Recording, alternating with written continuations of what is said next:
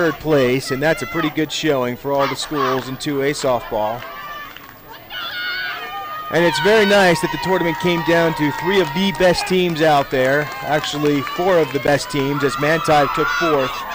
And as everyone said all along, those were the 4 best teams in 2A softball. It looks like here we go as Natalie Nichols gets ready to step into the box. Pitching for the Wolves is Danny Hess. Danny Hess inside the circle, ready to deliver the first pitch. We are about to get underway. Spins the ball, gets set. Here's the delivery. Take the pitch for a low ball, ball 1. And I think Natalie Nichols takes every first pitch. I think I said that yesterday. I've never seen her swing at the first pitch. Here's the next one. She lays down a bunt. Beautiful bunt. No, anyone's throwing her out with that. She's already in the outfield by the time that ball reaches first base. And the Wildcats do just what they want as they get their first runner aboard in the first at bat of the game. Second pitch.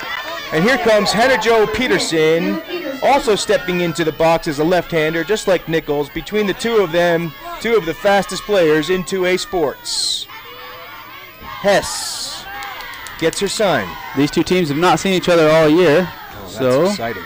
First time seeing a little bit of everything here. Hannah takes a pitch in the dirt, ball 1. Natalie stays put at first. Rare occasion to see her standing there much longer than a few pitches. Wouldn't be a surprise to see her taken off here shortly. Stacy Williams, the catcher, wiping off her hand, wiping off that ball on her pants. It's a little muddy out there, a little wet, so it's going to be tough to get a good grip on that big softball. Here comes the next pitch. Nichols takes off running, no throw. Oh yes, there is the throw. Rolls into second base. It looked like she was thrown back to the pitcher as she was just on her knees blocking that ball in the dirt. No way to get the speedy Nichols, who is probably about 25 for 25 on the season with stolen bases. Yeah, she came into the tournament about 18 for 18, stole 2 the very first game, second pitches she saw, and has just been taking every other base she could get since then. Here comes the pitch. Peterson swings, a long shot going deep, deep, deep to left field. It's over the fence.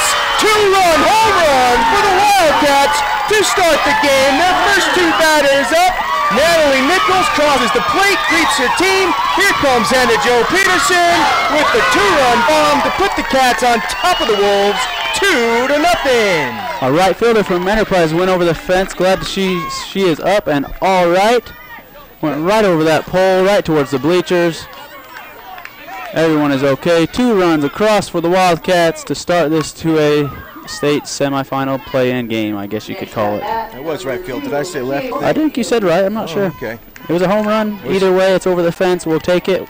Good effort by the right fielder. What's her name? That would be Kim Bishop to put everything she's got and going over for that ball, like Hayden said, right over the fence. One thing I've noticed a lot this week is there's not much communication between outfields. And all the games I've seen, usually you let your players know, hey, fence on you, fence on you. But these outfielders are finding the fence in a different way, usually with their hips, leading their head over to the top of the field. McKay hits one to the shortstop. Shortstop fields it cleanly, picks it up, tosses it over to first for the first out of the inning. A 6-4 or 6-3 play there for the first out. Now up Elise Bush. And Elise was on fire the first few games of this tournament. And then Sui had her way with her for a minute. And we'll see if Elise can get going back up here. Ball outside, first pitch. From what I understand, Hayden, Sui had her way with everybody in this entire tournament. What a tremendous athlete that girl is. Yeah, she is having one heck of a year from the circle. Ball 2 low in the dirt on the outside corner. Well, Wildcats looking to continue the offense as there's one down. Number 4 hitter in the box. She's got her pitch count right here. She swings a foul ball just outside of the bag there on the third base side for strike 1. Waiting in the on-deck circle is Taylor Reedhead for the Cats.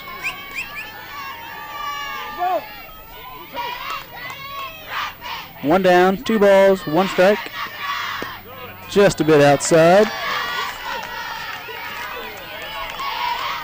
Umpire strike zone seems to be very tight today. Not giving much edge on those corners. He's going to have to be right over the corner if he wants it. They can make whatever strike zone they want as long as they're consistent, and they've been very consistent in this tournament. At least puts one on the ground through the gap between the third baseman and the shortstop. As she rounds for a single, gets that hot bat, started back up. A single for the Lady Cats to start another rally on 1 out for Elise Bush. Now stepping up to bat, we have number 12, the second baseman for the Wildcats, Taylor Reedhead.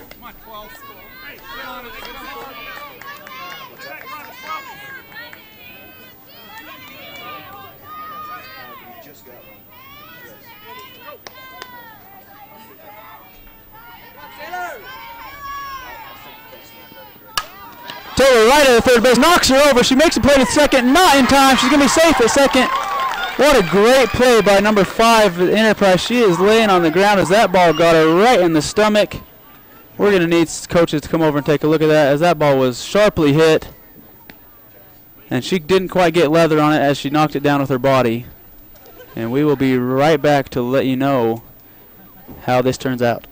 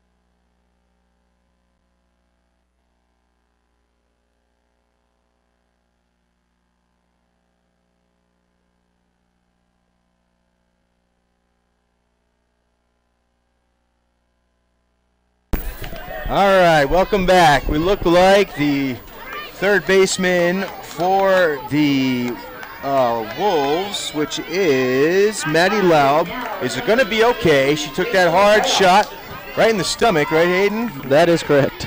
And a couple minutes, she walked it off. Coaches checked her out. Tough girl, ready to go. Anyway, Wildcats threatening to score again. Runner in scoring position. Here's the pitch to Rachel Rydalch, who takes ball 1.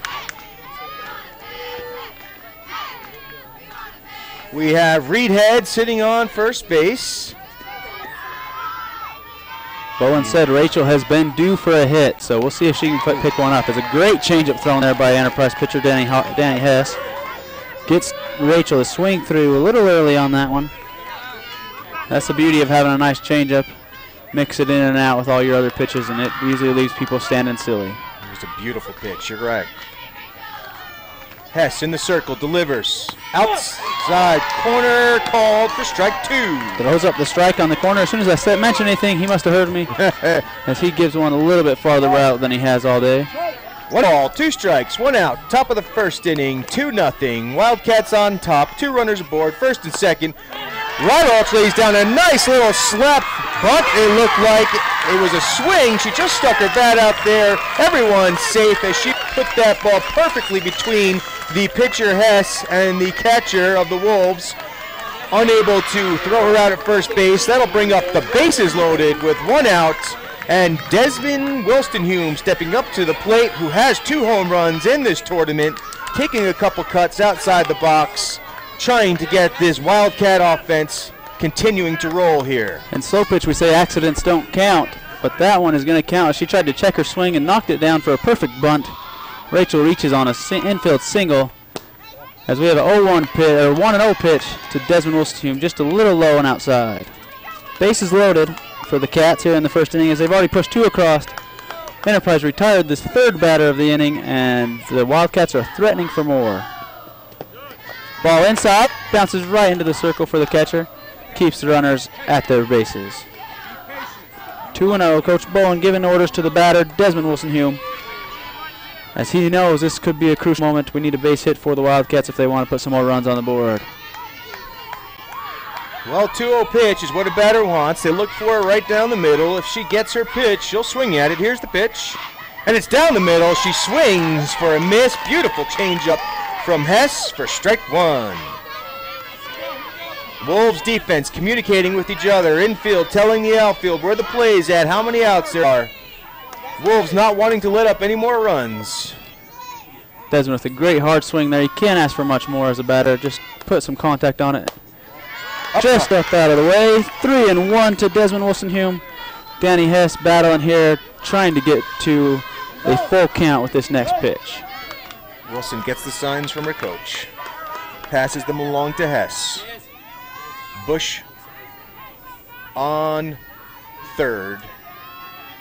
Reedhead on 2nd, moving over to 3rd now as Bush goes home with the walk delivered to Wilson-Hume standing on first base. Rydalch on 2nd, Reedhead on 3rd now. Bases still loaded as Hess walks in a run. It'll now be 3-0, Wildcats on top. That'll bring up number 14.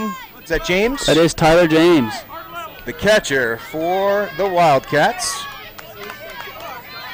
Mr. Bowen not willing to take Desmond Wilson out of the lineup as she has been red hot since entering the state tournament in Game 2 and continues her streak of reaching base safely in each game she's played.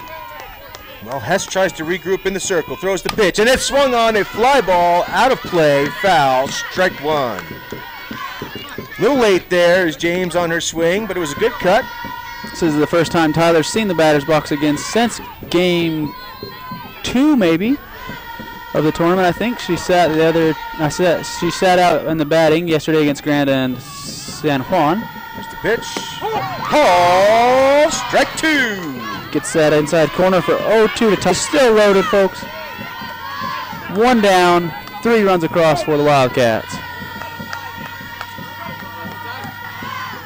Hess delivers. Swung on into the line drive, going deep over left field. A grand slam home run for Tyler James. Mr. Bowen making all the right changes to his lineup today as they patiently wait the bottom half of the lineup. And Tyler James goes ahead and helps him out and hits a grand slam over the right field fence, almost the exact same spot Hannah Peterson put hers. That'll make the score 7-0. Wildcats on top of the Wolves. Excellent piece of hitting there from Tyler James as she saw the outside pitch, waited patiently, and drove it right where it was pitched, pushing it over to the right end. It just happened to carry far enough to get out of here. Well, the Wolves are talking it over in the mound, looking to their bench to get direction from coach. 7-0 is not where they want to be in the top of the first inning. Wildcats, on the other hand, are very excited. The fans are all smiling as the team giving them something to smile about. Wolves fans trying to urge their team back into it. Looks like, are we having a pitching change? No, we are not. I believe Danny is still going to stay in there. Okay. Still wearing number 15, still the same Danny. Regrouped a little bit, and here we come to Sydney Vadrine. Now batting number 8, Sydney Vadrine. Bowen said Sydney is also due for a hit as she has been consistent all year long. Right into the microphone. We've placed that perfectly once again to be drilled by ball after ball. We have to get a new one of those when we go home. It's been worth it. Great sound. That's right. Get a little chain rattle in there. Makes it all more fun. So Sydney Vadrine, they called a strike, or maybe they just got a strike on the board. I believe it was a ball. Should be 2-0. Yep. That's why we brought you, Hayden.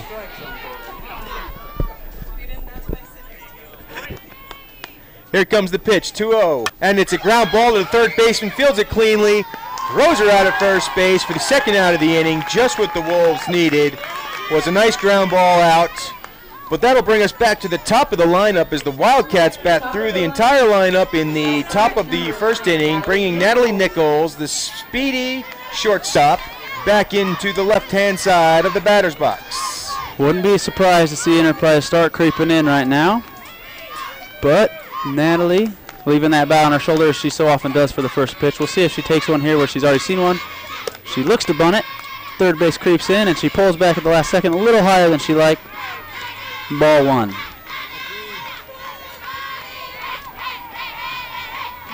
Maddie Laub on the third base side comes creeping in a little bit. Good defense there. Ball too low, according to the umpire. Low on the outside edge. 2-0 to Natalie Nichols. 2 down for Enterprise, chasing that third out. Steve Rack swinging. Natalie tries to slap that one down, unable to make contact. I don't know if she just gets bored laying down bunts running to first or what, but she decides to switch it up a little bit into the slap swing. I mean, it might get boring having to just run down to first as fast as you can every single time. Unfortunately for her, she hits that one right to the pitcher for the third out of the inning. And not before the damage done as the Wildcats put up 7 runs with 2 home runs, 1 2-run shot from Hannah Peterson, a bases loaded walk, and then the grand slam from the catcher, Tyler James. This TV timeout will be brought to you by Gateway Dentistry, Dr. Ammon Pitt in Summit County. We'll be back in a moment. This timeout is brought to you by Dr. Ammon Pitt at Gateway Dentistry in Camas, Utah. Dr. Pitt has a very simple business philosophy. Be honest, inform each patient so they know their options, keep each patient as comfortable as possible, and provide high-quality work. I've heard nothing but good things about Dr. Pitt. Make sure you come see him for your dentistry needs.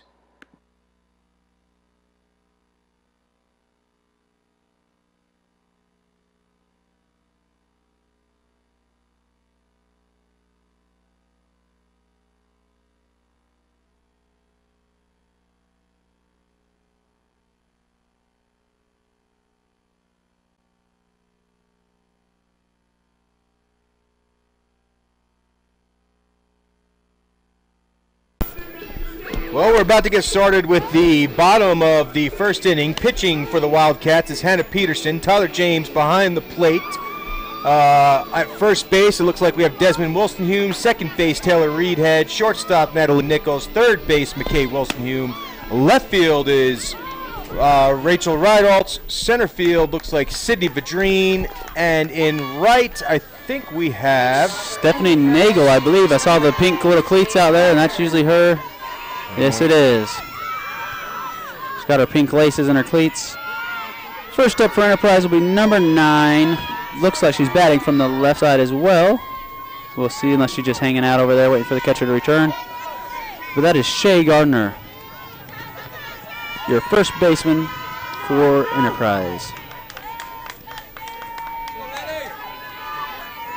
The umpire grabs an extra ball, puts his mask on, and steps behind Tyler James, the catcher, as Hannah stands into the circle. And Hannah's first pitch of the day is on its way for a called strike right down the middle. Shay Gardner, like most other leadoff pitchers, probably just taking the first pitch. Look and see what's going to be coming her way as she stands in ready now. Inside pitch, swung on and foul, just foul of the first base line, right over her head coach over there. 0-2.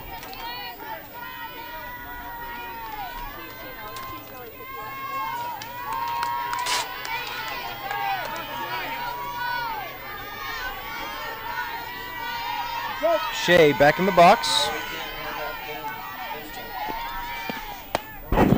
Outside for a ball.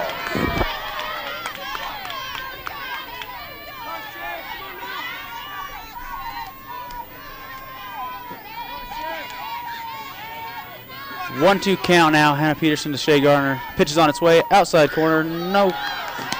2-2.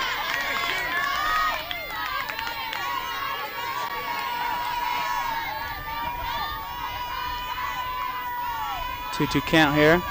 Pitch is on its way. Swung on, fell straight back. Stay at a 2-2 count.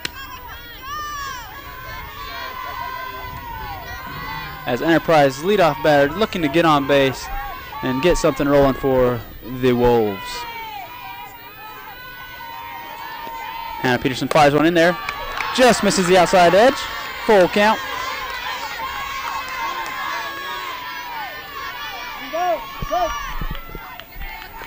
Both coaches shouting their orders.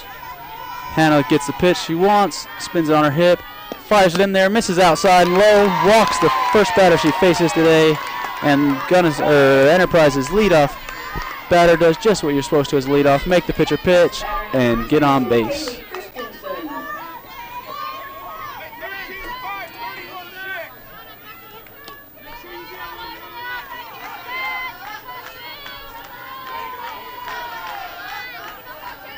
And we now have stepping at the bat, Kaylee Christiansen. First pitch called strike, in there on the corner.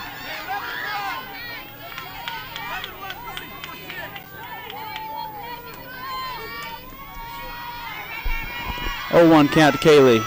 Second pitch in there on the bunt. They might want to check that. I'm not sure if she pulled back. Well, no one's asking him to check, so she was definitely still out there. 1-1.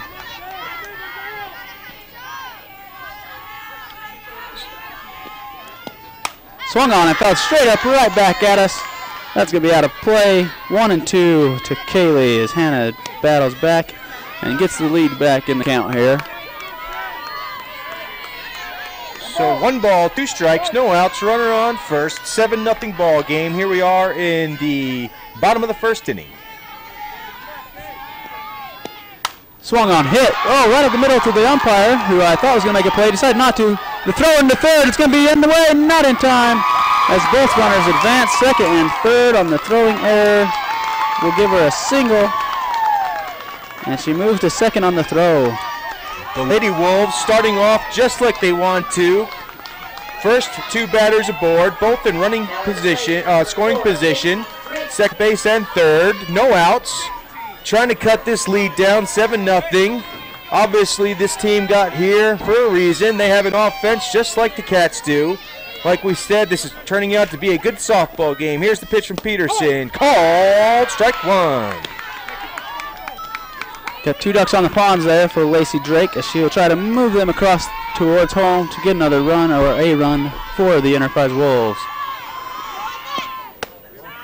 Just missed the outside corner, 1-1 to Lacey Drake. Runners on second and third.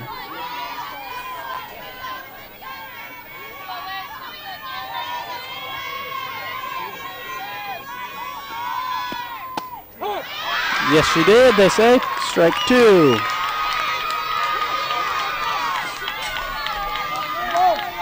Peterson looking like she's getting a little groove here. Confidence as she stands there in the middle of the circle, spins the ball. Here's the pitch. Foul ball, out of play. Right on top of that first base dugout over there.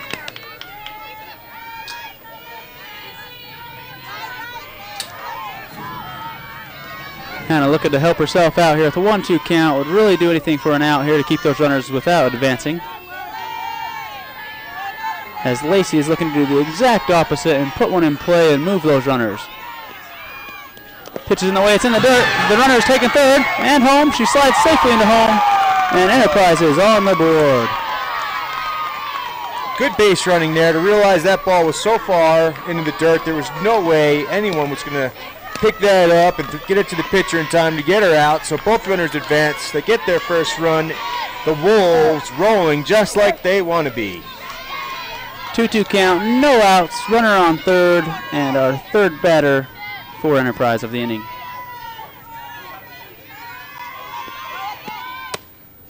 Up high for a ball. That'll bring to a full count. That is full. No outs.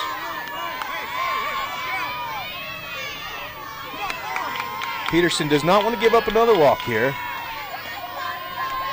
She's looking for a ground ball. Here's the pitch. And she gets the line drive right back to her. Just what she needed was the first out as she takes care of business herself with a nice quick glove. 1 down. Lucky she caught that one, or that one would have caught her right in the kisser. That's right. Between Tatiana Sui that we saw yesterday, and Hannah Jo Peterson here, I believe these are two of the best athletes I've seen in 2A softball so far. I haven't seen all the teams and all the players, but very, very strong candidates, both of them, for the 2A MVP.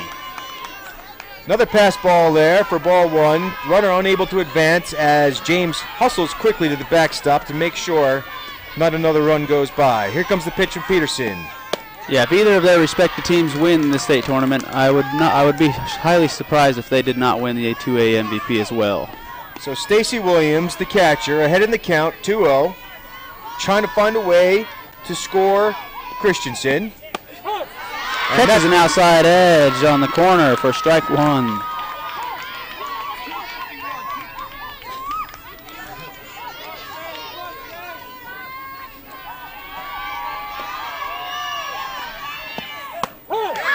Strike two. We got a 2-2 count to Stacy Williams from Hannah Peterson. Runner still stranded on third here for a second. 1 out. And a 2-2 count to the batter, Stacy Williams, your cleanup hitter for Enterprise. Third pitch inside and low.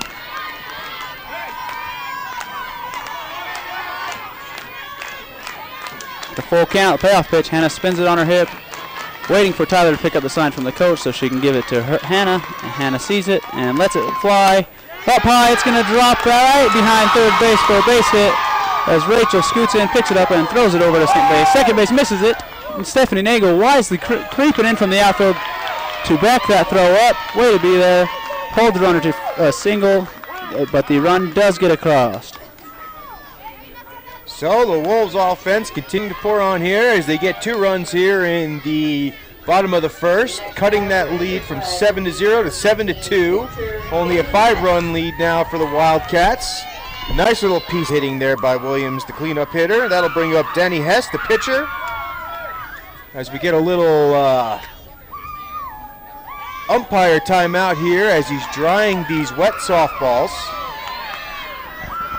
Looks like both teams brought some towels with them. They understood it'd be a little slippery today.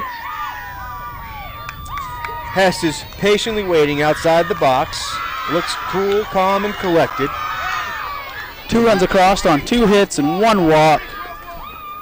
And now Danny Hess, the opposing pitcher, looking to help herself out. As she sees a few runs go across the board, it has to help a pitcher's confidence, knowing that your offense is going to show up just as the other team's has. First pitch in there for a strike to Danny Hess. 0-1 count. Some of the details of the game that I can see that I know the TV's not showing is that right fielder, Stephanie Nagel, runs to back up a possible throw from home to first every single play. Got to be in shape, go high horses as fast as you can every single pitch to get there and back up that throw for a just in case. Good teamwork, good defense right there. Peterson ahead in the count this time, 0-2. Here's the pitch. Swung on, ground ball. It's going to be a fair ball. Steps on the plate. Woolstenhume fields it cleanly, gets the force out at first. Hess does move the runner into scoring position, bringing up Maddie Laub, the third baseman. Wolves would like to get at least 1 more on the board here. That ball was foul and rolled fair, didn't it? Yes, it did. It had a little bit of spin on it as it was foul for about the first 3/4 of the line right when Des picked it up in fair territory. Hannah with a great pitch inside. First one, strike to Maddie Laub. Maddie is your third baseman who took that line drive right off the stomach.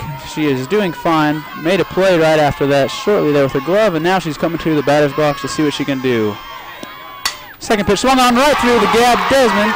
Stephanie Nagel picks it up, tries the cut, throws the cut, and hits the girl at first, so the ball does not reach the cut, as that'll score a run for Enterprise, making them 3. Good piece of hitting there by Laub to get the RBI. Does her job. That was good defense there by Nagel. No way she was going to throw that runner out at home no matter what happened, as that ball wasn't hit hard enough to the right fielder for her to throw it in time. So the Wolves continuing to be on the hunt here. Now have 3 on the board. Runner on first base, bringing up Kim Bishop. Now batting number 13, right fielder, Kim Bishop. She is the right fielder for Enterprise. Here's the pitch. Foul, pop up in foul territory. No one can get to it as both James and Wolstenholme hustle in, trying to make that play to help their team out, just out of the reach of their gloves. Strike 1.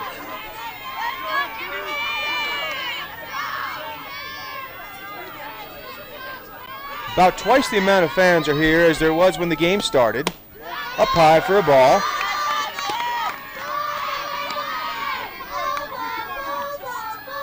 Enterprise fans traveling from a long way, haven't they? They've had a long weekend as well. Here's the pitch, up high. Ball. Seen a lot of games as Enterprise was knocked out earlier down to the lower half of the bracket and has battled their way all the way back to where they are now in this play-in game to get to the championship.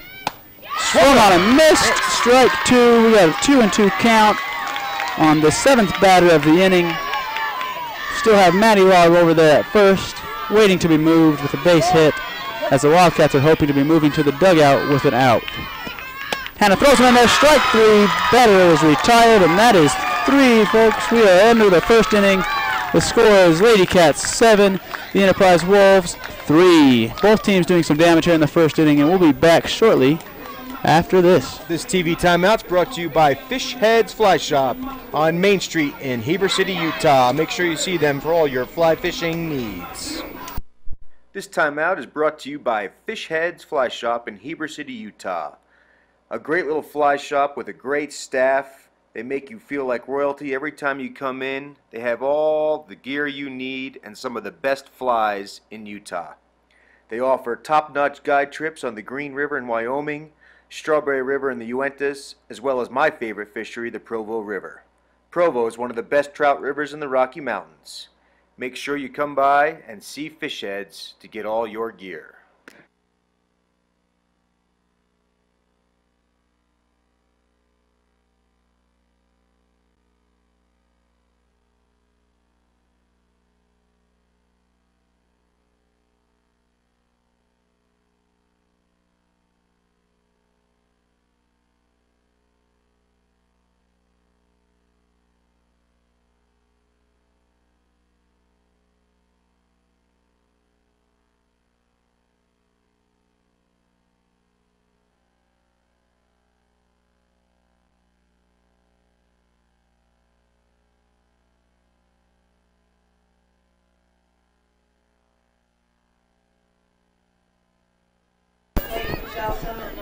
Okay, we're back to the start of the second inning. Looks like we have Hannah Peterson stepping into the box. She had a home run, a 2-run shot last at bat, and we'll see what the Enterprise Wolves decide to throw her this time. She tried to call time. Umpire would not said give no. it to her. She shook her head in disbelief, as Hannah would, because that's how she is. If any of you know her, she likes it her way or no way. Inside pitch turned on and rocked down the first base line as Chad Reedhead barely gets out of the way of that one. It's just a long, hard strike to the right side. 1-1 count for Danny Hess. The San Juan bus is pulling into the background. Number 1 seed of the tournament right now. Both these teams playing, probably wishing they were still on that bus, waiting for the 12 o'clock game, but they'll take what they can get as they are playing now. Here comes the pitch from Hess. Up high for a ball. 2 balls, 1 strike, no outs. Wildcats on top of the Wolves, 7-3. Top of the second inning. The lefty Hannah Peterson in the box awaits the pitch. Down in the dirt for ball 3. Hitters count here is 3-1. Gotta bring you something. Hannah will be looking to turn on one. Here's the pitch.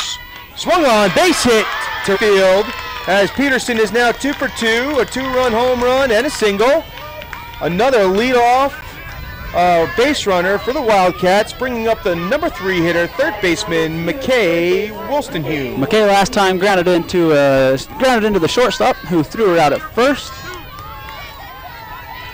She was the first out of the inning in the last inning. Here's the pitch from Hess. Right down the pipe. Just a little low. But if you had to choose, you'd rather have your third batter getting the first out and your first batter getting third out of an inning any time of the week. Very true. Because that means you went all the way through your order and probably put a few runs on the board. McKay turns on one, slaps it just as hard as Hannah did, but the other side of the line. Waking Coach Bowen up there, get his attention once again. 1-1 count for Danny Hess to the 3 batter for the Wildcats, McKay Wolstenhume.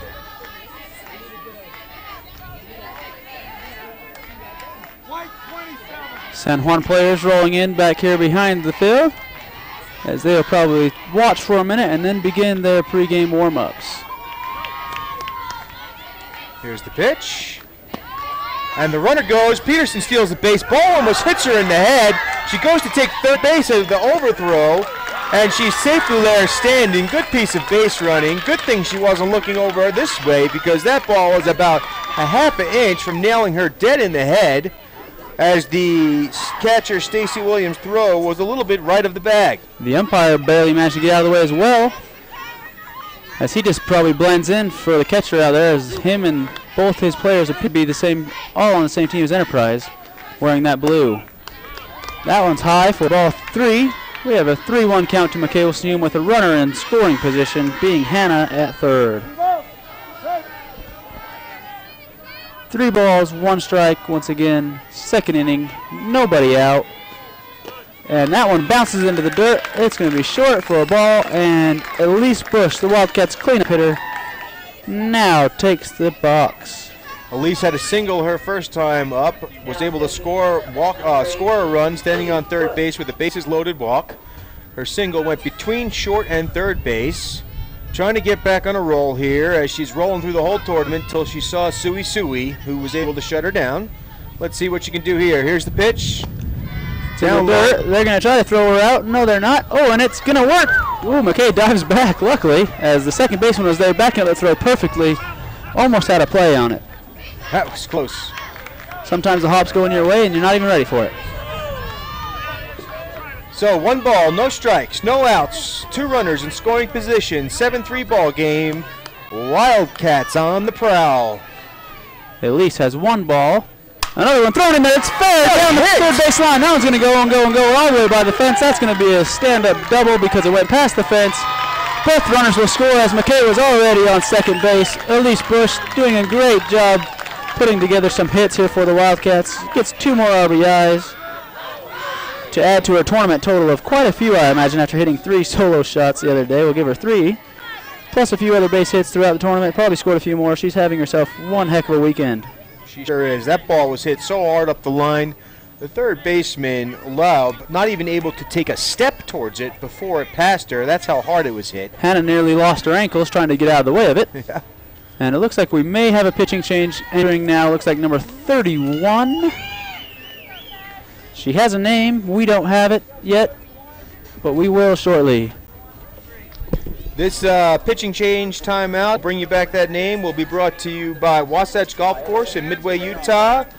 I got 31 for 3. We'll be back in a moment. Sorry, that's what they tell me I have. This timeout is brought to you by the well-known mountain and lake courses at Wasatch Mountain State Park. They are consistently ranked among the most popular, affordable, and scenic in Utah. Nationally, Golf Digest rated Wasatch Mountain as one of Utah's best places to play, giving the facility 4.5 out of 5 stars. At an elevation of 6,000 feet tucked away in Midway, Utah, golfers enjoy cooler temperatures during summer months. The fall colors in late September to early October are truly a sight to behold. Book your next round of golf at one of Wasatch's iconic courses.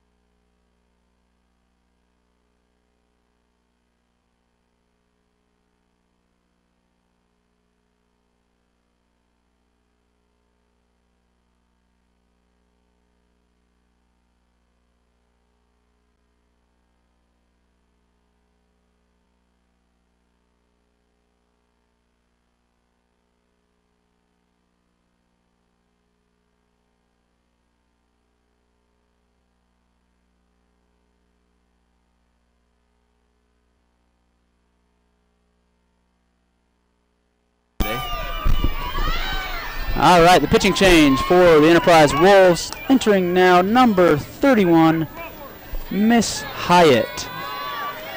Batting number 12. She has a first name. It starts with the letter E. We are not positive what that would be, so we're just going to call her Hyatt. Looks like Hess moved out to right field and replaced Bishop out there. Here comes the first pitch from Hyatt. Call coming outside to Taylor Reedhead as Elise Bush is standing on second after her double that scored 2 runs. We've got 2 runs across for the Wildcats in this inning. Hannah Peterson and McKay Wilson scored on the double hit by Elise as she is standing on 2 now, and we are caught up. Taylor Reedhead fouls one straight back right to us, and it's going to go right over our heads and headed towards the other field. Reedhead was the one who hit Laub in the first inning with that hard shot down the third base line. Am I correct? That is correct.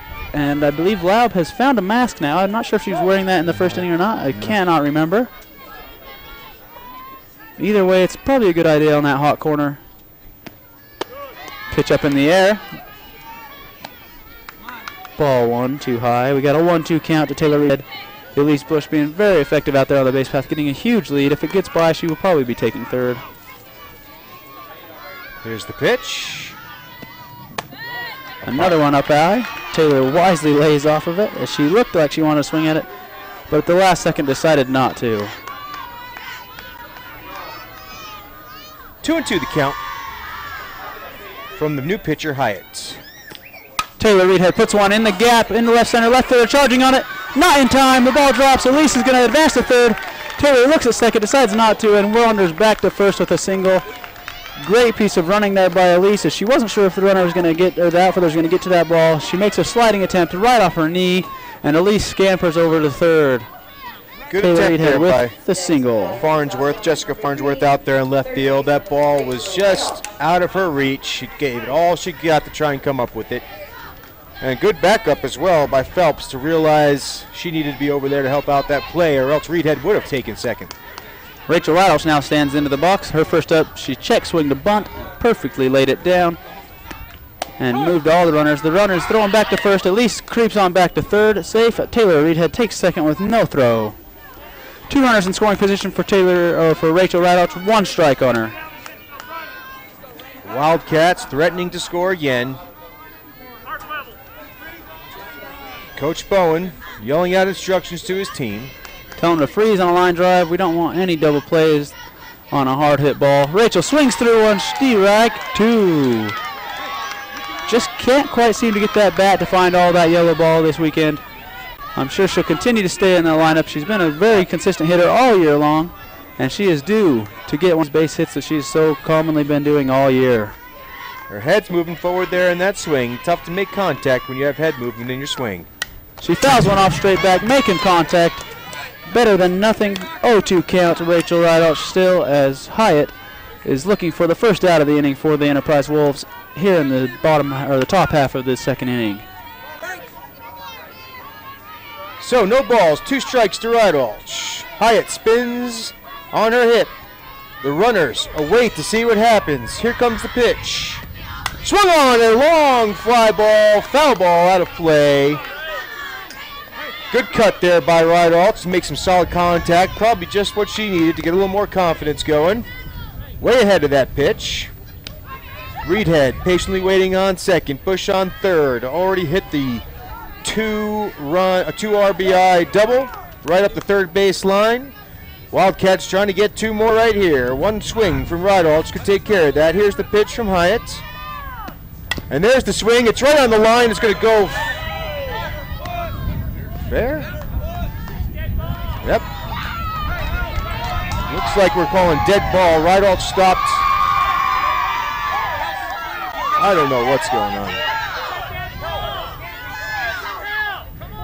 Mr. Bowen continuing the ball, or saying the ball went off her foot, as that's why Rachel didn't run out of the box as she stood still. 3 umpires. He's going to see if any of them saw it. Doesn't look like they did. That's going to be an out for the first out of the inning, most likely. Bowen not too pleased that they didn't see it.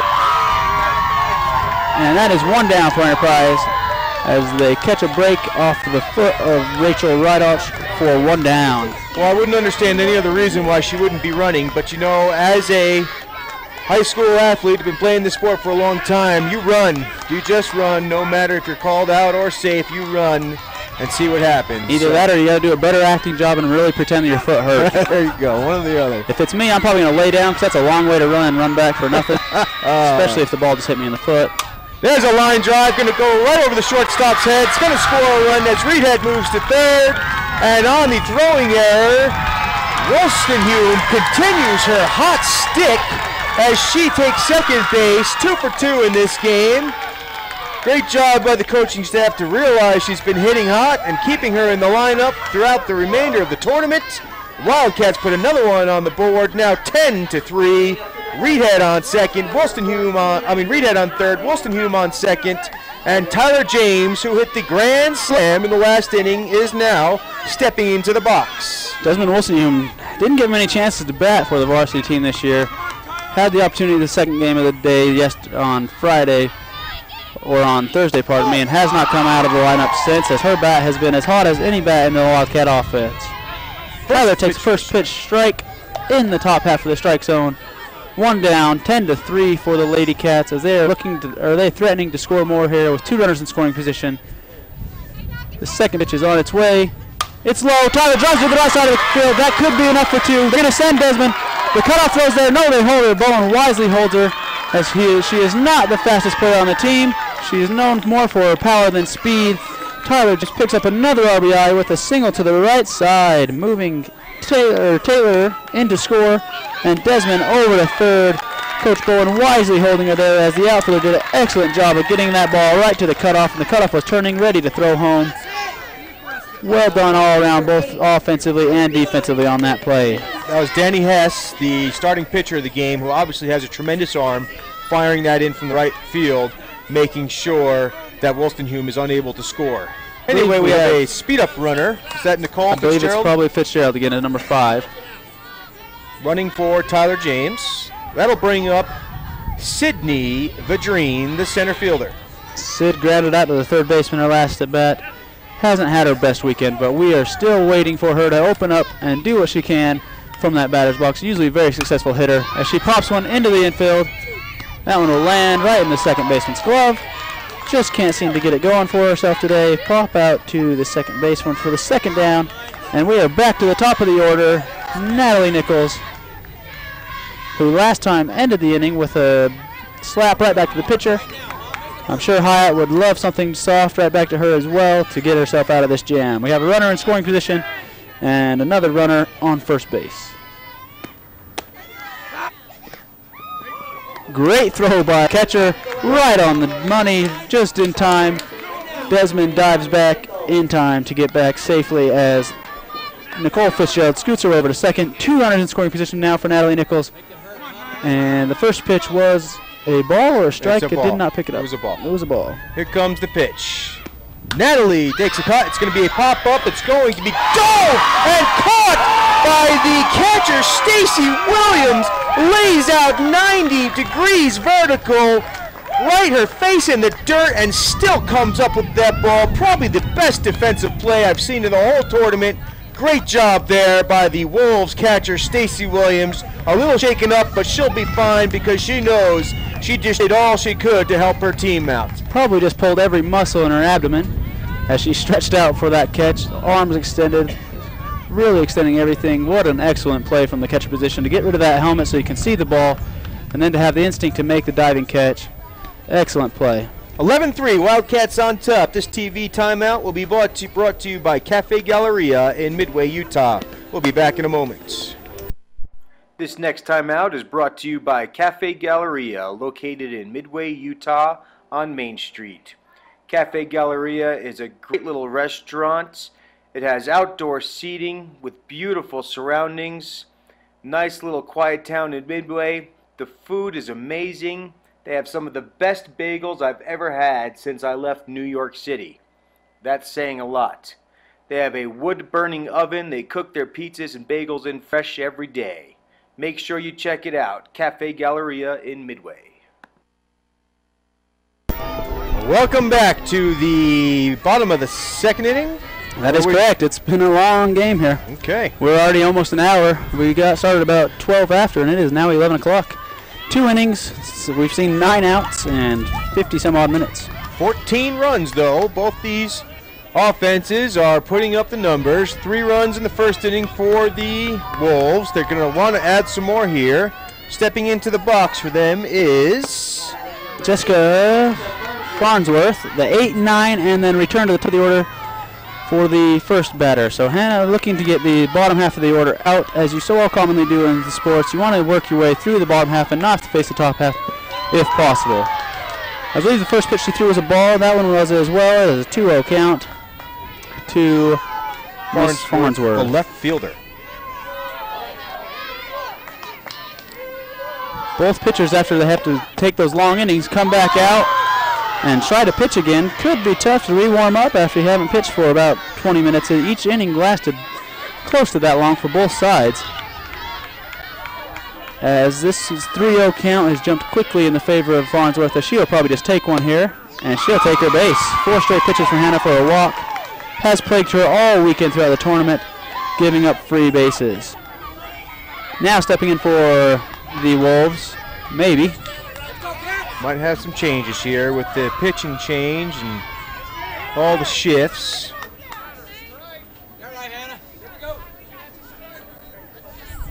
Hannah needs to learn to trust her defense when you're facing the 7, 8, 9 batters. Just give them one, make contact, and hope your defense is going to make the play. She's just a young sophomore, though. She's figuring it out. That'll bring up number 31. Don't have her. She is the pitcher.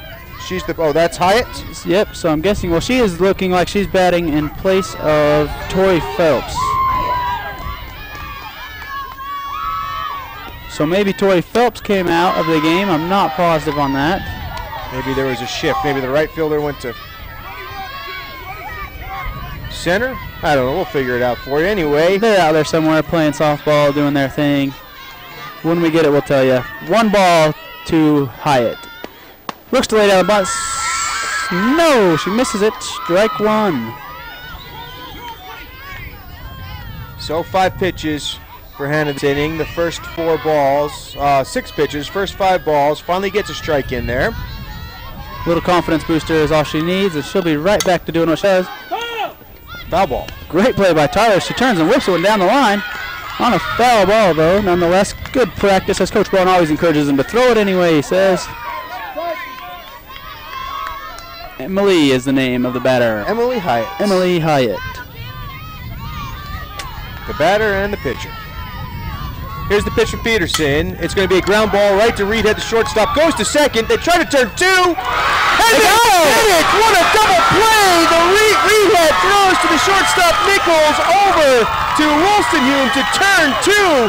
The 4-6-3 double play, and the Wildcats have 2 down. An extremely rare double play for softball. The bases being so short, anytime the second baseman has to throw it backwards to shortstop first, and then shortstop has to turn and throw it back to second or first. There's a lot of throwing, a lot of distance to cover with the ball, but both Taylor and Natalie got the ball out of their gloves extremely quickly, and Desmond with a great stretch to just barely beat the runner, as they'll bring up Shay Gardner for Enterprise.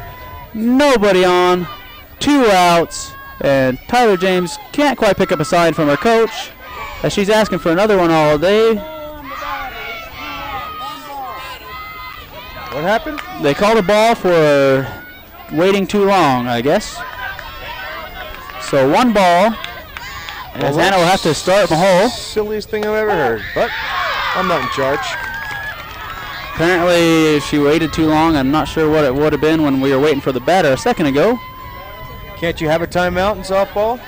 You can, but I think Tyler was just doing this, which is trying to get people to... Oh, well.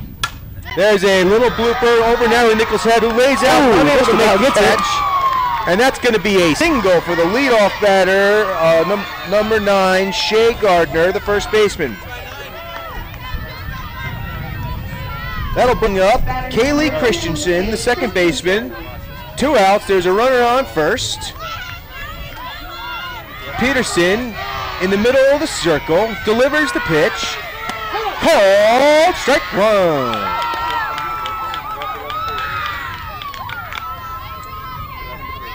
So Peterson working quickly, waiting patiently for her catcher. The signs are not getting in there pretty fast. I'm sure Peterson would like to be moving faster. It's up high for a ball. 1-1 is the count. 2 outs. Runner on first base. 11-3 ball game. Wildcats on top of the Wolves. Bottom of the second inning. Cave Christensen in the box. Here's the pitch. A little outside. Check swing, keeps it up. 2-1 to Kaylee.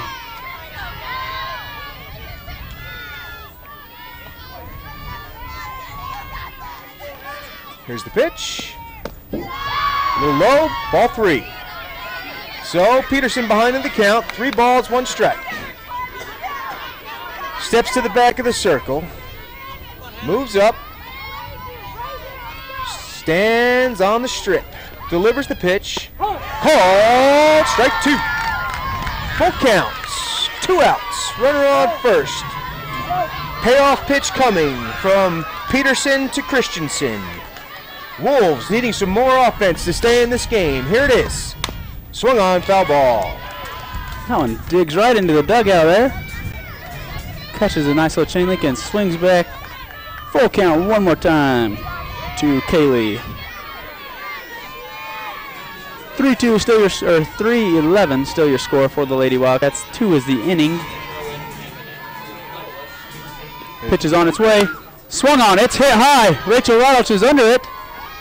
And from there, I can't tell you, but it looks like they caught it because the Wildcat fans are cheering as it went right behind the red tarp from where we're announcing. Rachel Routledge squeezes it for the 3rd out of the inning, and the Lady Cats get out with no damage done on 1 walked batter and a single. Great double play there from Taylor Reedhead and Natalie Nichols to help their pitcher out.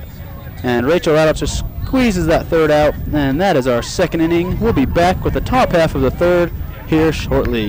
This TV timeout's brought to you by Chevron on Mirror Lake Highway in Camas, Utah. Great supporter of Wildcat Athletics and the Wildcat South Summit High School, as well as the whole school district. We appreciate what Chevron does for us. Keep making those wonderful tasting donuts. If you've never had one and you're going up Mirror Lake Highway, or even if you're camping up Mirror Lake Highway, worth taking the drive back down to come get a donut. We'll be back in a moment.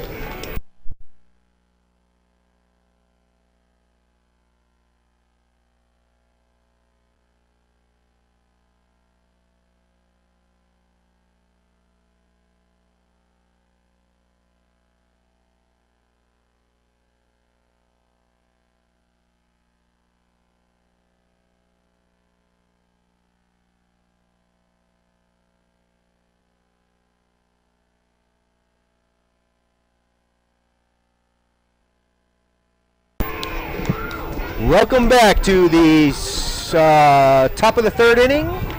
Looks like we are going to have Hannah Peterson once again, yep. She started us off last time, huh? So we batted through the batting order both times in both innings, huh? Wildcats doing a good job there. First inning we rounded up with 7, thanks to Tyler James's grand slam.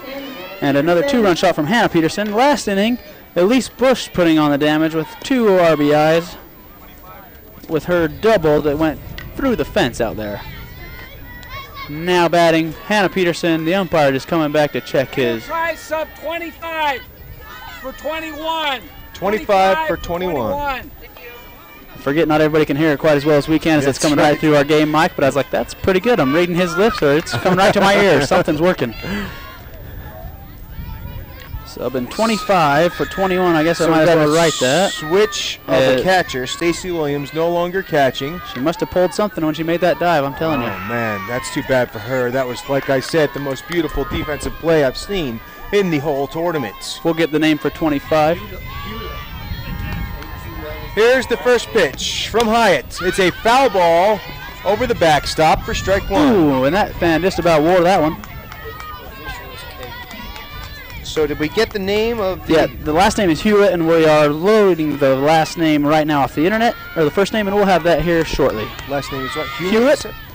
Hewlett is your new catcher, as there is 1 strike to Hannah Peterson. Here comes pitch. Inside, off the edge, ball 1.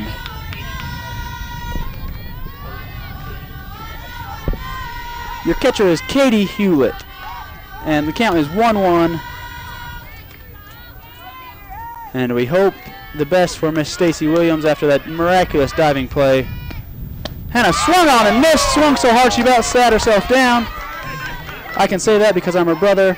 It was a great cut. Finds herself in hole 1-2. It's got to be fun being able to call a game for your own sister, Hayden. Tough to stay neutral, though, isn't it? Absolutely. But that's our job. Hannah fouls one to the second baseman. Pops it up. That is the first out of the inning. One down. Hannah's swinging hard. She's hit that home run. She's staying aggressive, putting nice hard swings on that ball, seeing what she can do. Unfortunately, a little pop up to second. That'll bring up McKay Wolstenhume, the third baseman. McKay, I know, was on base her last time. She walked her last time and hit a grounder to the shortstop her first at bat. She battled. Last time she walked on a 3-1 count. And this time she turns on one right through the gap in between third and short, and that is another single for McKay Wolstenhume as she gets that bat going once again. Top of this lineup for the Wildcats has been pretty much consistent in the last few games as they have been hitting the ball really well this weekend. And you get the ever so dangerous Elise Bush, who is going in order. She hit a single the first time, a double the second time, and we'll see what she does here with her third at bat. This is the first time, however, she has faced Miss Hyatt. Don't think that's going to bother her. She's feeling pretty confident, I can tell. Same big yellow ball, both pitchers are pitching, she says. I'll just go ahead and take my swings. So, ball one. One out. Runner on first. Wildcats on top of the Wolves, 11-3. Top of the third inning. Emily Hyatt delivers the pitch. Up high for ball two. Wind's starting to pick up a little bit. That's never a good sign.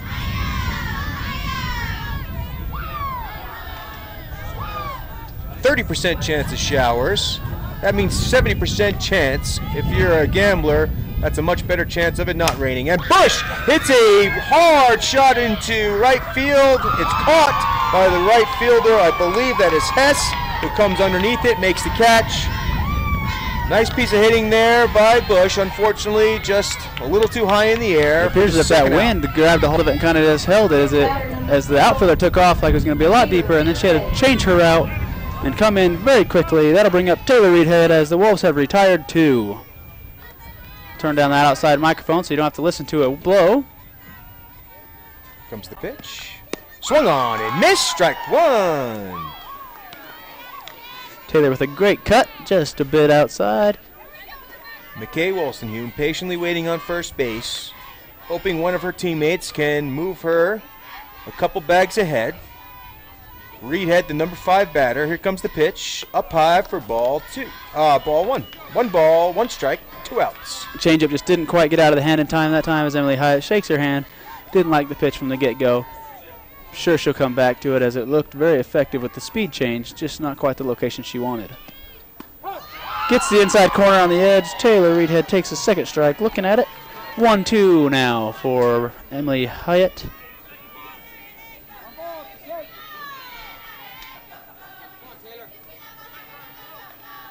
Two down. Top half of the third inning. The Wildcats, one runner on first base. Taylor takes the ball upstairs. 2-2.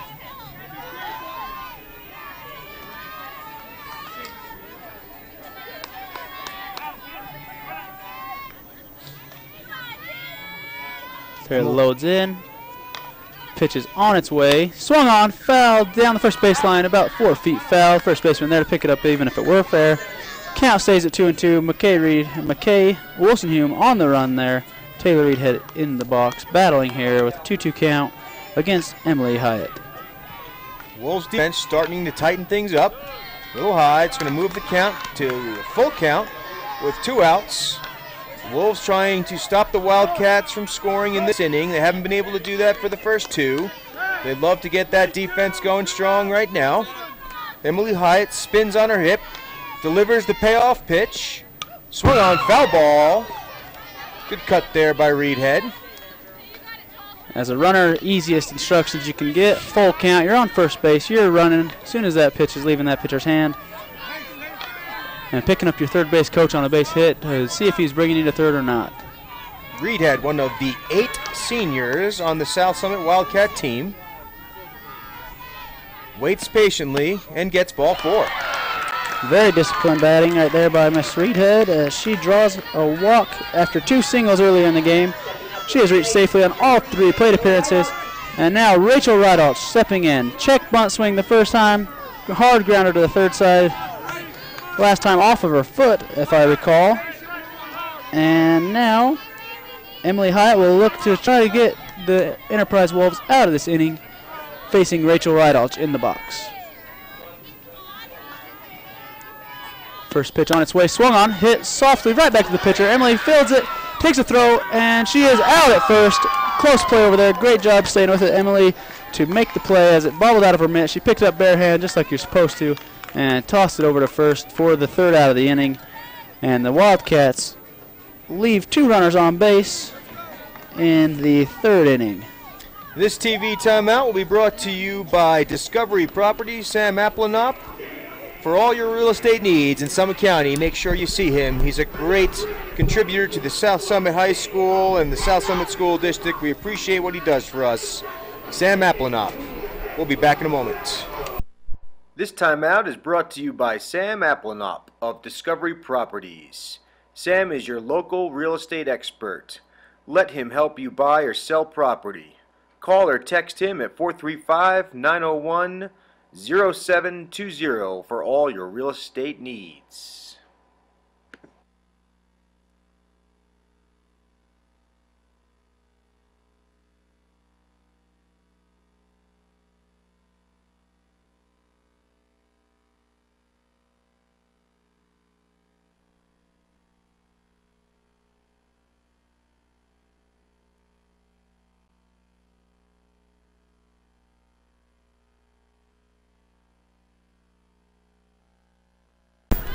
All right, and here we are in the bottom half of the 3rd inning as number 4 for the Wolves will be stepping into the box. Lacey Drake, Hannah Peterson still in the circle pitching. And anyone interested, the 2A state track will be on the 15th and 16th of this month at BYU. First pitch in there for a called strike for Hannah Peterson. Strike 1. Good start there for Peterson. Couple balls in the last inning. In the first one, there is a good sharp hit right up the middle. The number 3 hitter, Lacey Drake, shortstop, on with a leadoff single for the Wolves. Those are the pitches you want to throw to the lower half of the lineup there. That's right. As we were talking earlier. Let your defense try to make a play. Not so much sure if you want to throw them to your 1, 2, 3, and 4 hitters, as they usually know what to do with that pitch, as she delivered nicely a great single right through the middle. And stepping in now, we have Katie Hewlett, who subbed in for the injured Stacy Williams after she made the tremendous diving play. Swings at the first one for a strike. 0-1 with Lacey Drake on first base after her single.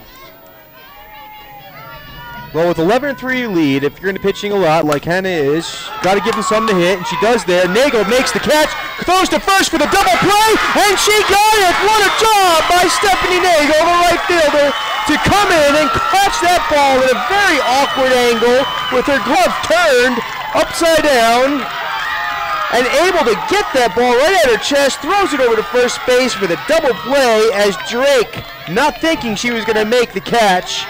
And the Wildcats quickly have 2 outs here in the bottom of the 3rd inning. Very rare you see a double play in slow pitch or in fast pitch softball just because the bases are so short. And we've seen 2 today from the Lady Cats as Stephanie Nagel, like you said, made a great play to get that ball out of her glove, catching it almost upside down. And then throwing a great throw to Desmond, who was waiting patiently at first. First pitch into Danny Hess, the opposing pitcher who started the game, was a strike. The second one is a ball. We are 1-1 to Miss Danny. San Juan fans are starting to swarm around the rest of the fans here. Here comes the pitch. Called inside corner, strike 2. Caught the front edge of the plate there as it came scooting on under Danny's hands. Just avoiding the bottom of the bat. 1-2 count now to Danny. Danny swung on, puts one straight up in the air. 3 out furthers towards it. Taylor Reed head calls them all off, and she rallies it in. But 3rd out, that is how your 3rd inning will end. Danny Hess pops up to the second baseman, Taylor Reed head, who corrals it and retires the 3rd out for the inning. This TV timeout will be brought to you by IHC in Park City. What a great hospital, a great facility there. They do a lot for the Summit County community. We're happy they built that there. Thanks for all your support for the Wildcats. We'll be back in a moment. Wildcats on top of the Wolves, 11-3.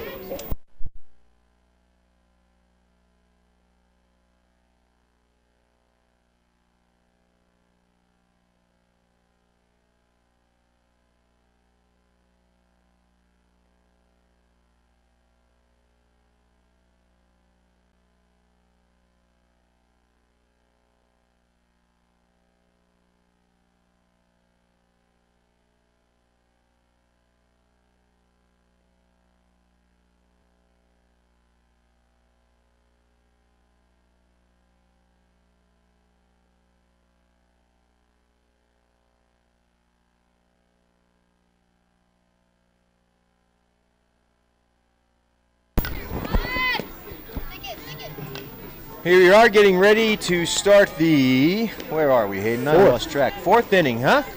That is correct. Well, it's getting closer to championship game time. It's 11:20 now. The championship game is supposed to start at 12:15, which is less than an hour away.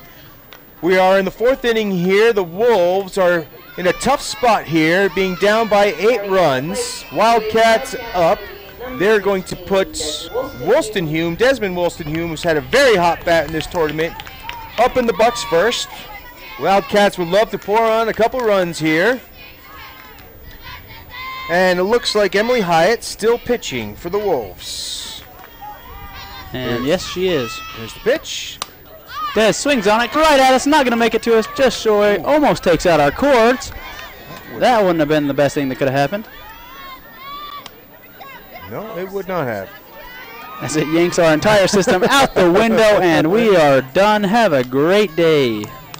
Unfortunately, or fortunately, it did not do that. We are still here. First pitch was a strike. Des fouled it off. Second pitch on its way. Desmond swings on another one. Little blue over third base. Shortstop going after it. Unable to make the catch. Off the glove. What an effort. She passed the third baseman in the run. She had a better jump on it. Just couldn't quite bring it in. Great hustle there by Lacey Drake. 0-2 count to Desmond. With the Wildcats playing now, we've just received word that their boys in the track region took region for South Summit for the first time in 37 years. So congratulations, Wildcat Track, on your accomplishment in taking your region. Has a lot to do with the new addition of the track coach there, Mike Graycheck. He brings a lot of love to all the students and a great asset to South Summit community. We're glad he's moved in to help us out. Yeah, great guy. Here comes the pitch from Hyatt. That's swung on. Dribbled slowly back to Hyatt. Hyatt scoops it up, tosses over to her first baseman, sure-handed lefty, who scoops it, tosses it back, one down as Dez is retired for the first time today. As defenses appear to be settling in, Jeremy, we could be in for a battle here to see who can get those last runs, if the Wildcats can push it to a 10-run lead and get the game over in the 5th, or if Enterprise is going to rally back as they've been doing all weekend. You know, whenever I see a change in pitchers, things change. I mean, it's just every time the Wildcats have seen a new pitcher, their bats just kind of go flat. I mean, that's something we probably shouldn't be saying out loud, but I don't think San Juan's worried about if they face him, because no matter who faces Sui, it's going to be a battle. I think Sui could probably throw harder with her left hand than I can with my right. And she always throws with her right, so this is just her offhand. Swung on. Fouled the same exact spot. Shortstop gets chased again, just out of her reach once again. Another foul ball in that same area. Tyler is at a 1-1 count now, with Emily coming in and really doing a pretty great job of keeping the Wildcats in check since she entered the game. Looks like the rain is starting to fall, as I can see the raindrops on the roof, a couple umbrellas out. Here comes the pitch. Line drive up the middle. That's going to be a base hit. Center fielder fields it. That's still Farnsworth out there. Phelps out there. I can't see the number. Didn't bring my binoculars. I think it's still the same girl. Still the same girl. That's Phelps out there in center field. Throws it in. We're going to have speed-up runner Nicole Fitzgerald taking the place of Taylor James. Tyler with the hot bat so far today. Sydney Vadrine, the number 9 of the Wildcats, really would like to get something started for herself. Beginning of the season started off very hot with her offense. She'd like to get that back right here at a crucial time in the 2A Softball Championship Tournament semifinal game. Pass ball, that's going to let Nicole Fitzgerald easily take second base with 1 out. Wildcats have another runner in scoring position. The wind now blowing almost directly in our window, which is going to be right in the face of the batters, which should bring an end to a lot of the long balls being hit if it continues in that direction. The rain picks up. It's going to be an end to our broadcast as all our stuff gets wet. And we'll have to be looking for an umbrella for that window. Foul ball. Strike 1. Sydney just missing that one as she is just trying to get a hold of that with that half orange, half white bat, trying to draw contact on that big yellow ball floating in there. Emily doing a great job of disguising her pitches, mixing it up, throwing that changeup here and there, and really keeping those Wildcat batters guessing. She's doing a great job. She sure is. See a few more umbrellas coming out. No fans running.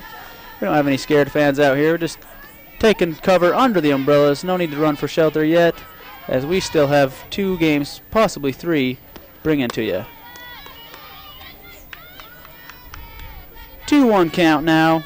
Sydney Vadrine, the batter. Tyler James did advance to second on that pass ball. She is sitting in scoring position. Well, actually, it is Nicole Fitzgerald in the spot of Tyler James who hit the single.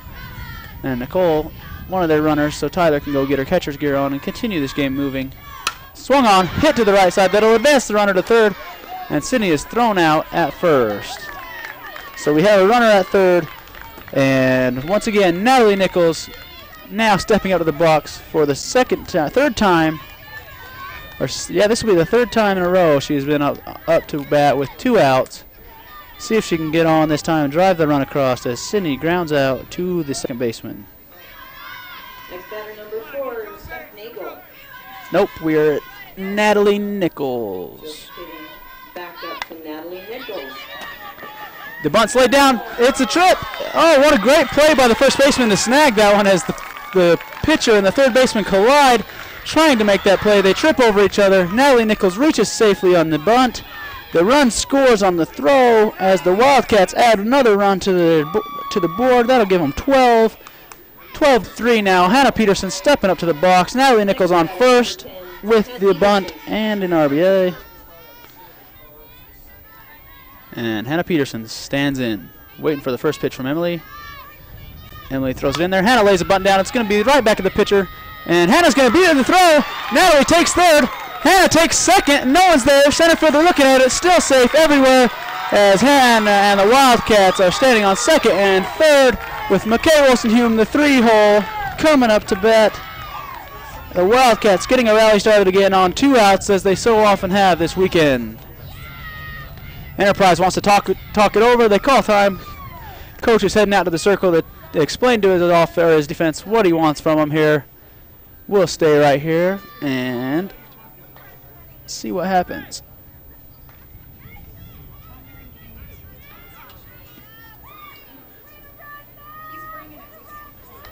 So Natalie Nichols, her first at bat hits a single. Hannah Peterson hits a home run her first at bat to give the Wildcats a 2-0 lead. And then later we get a single from Elise, a single from Taylor, a single from Rachel, a walk from Desmond, a grand slam home run from Tyler James in the first inning. Adding all that up to give them their first 7 runs of the day. In the second inning they come out and Hannah Peterson singles, McKay Wilson draws a walk, Elise Bush drives both of them in with a double, and then Taylor Reed hits a single to get another run across. As Mr. Fierro is attempting to fix that mic, we'll just shut that off for a second so you don't have to hear the wind blowing on it. The rain is coming down. Everyone is hiding from the rain now. We have the same pitcher still in, and Hannah is on second. Natalie Nichols is on third. McKay Wilson-Hume will be your batter. Umpire shakes off the rain off his hat, throws his mask on. Pitcher hiding the ball from the rain. It's already wet enough. And here we go. Emily spins on her hip, finds her grip, and tosses it in there. McKay's first pitch swung on. High fly ball to the left side. Shortstop is over there. Two hands, squeezes it, and that is the inning. As the Wildcats add one more on three base hits.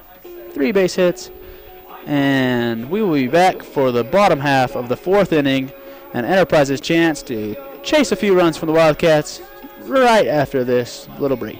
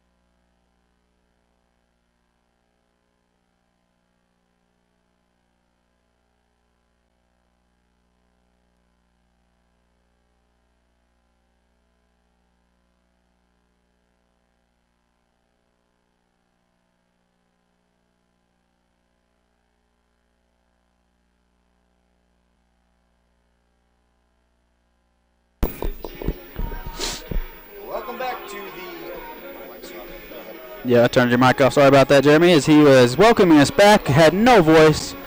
That was my fault. His mic was just sitting here in the wind, so we just turned it off.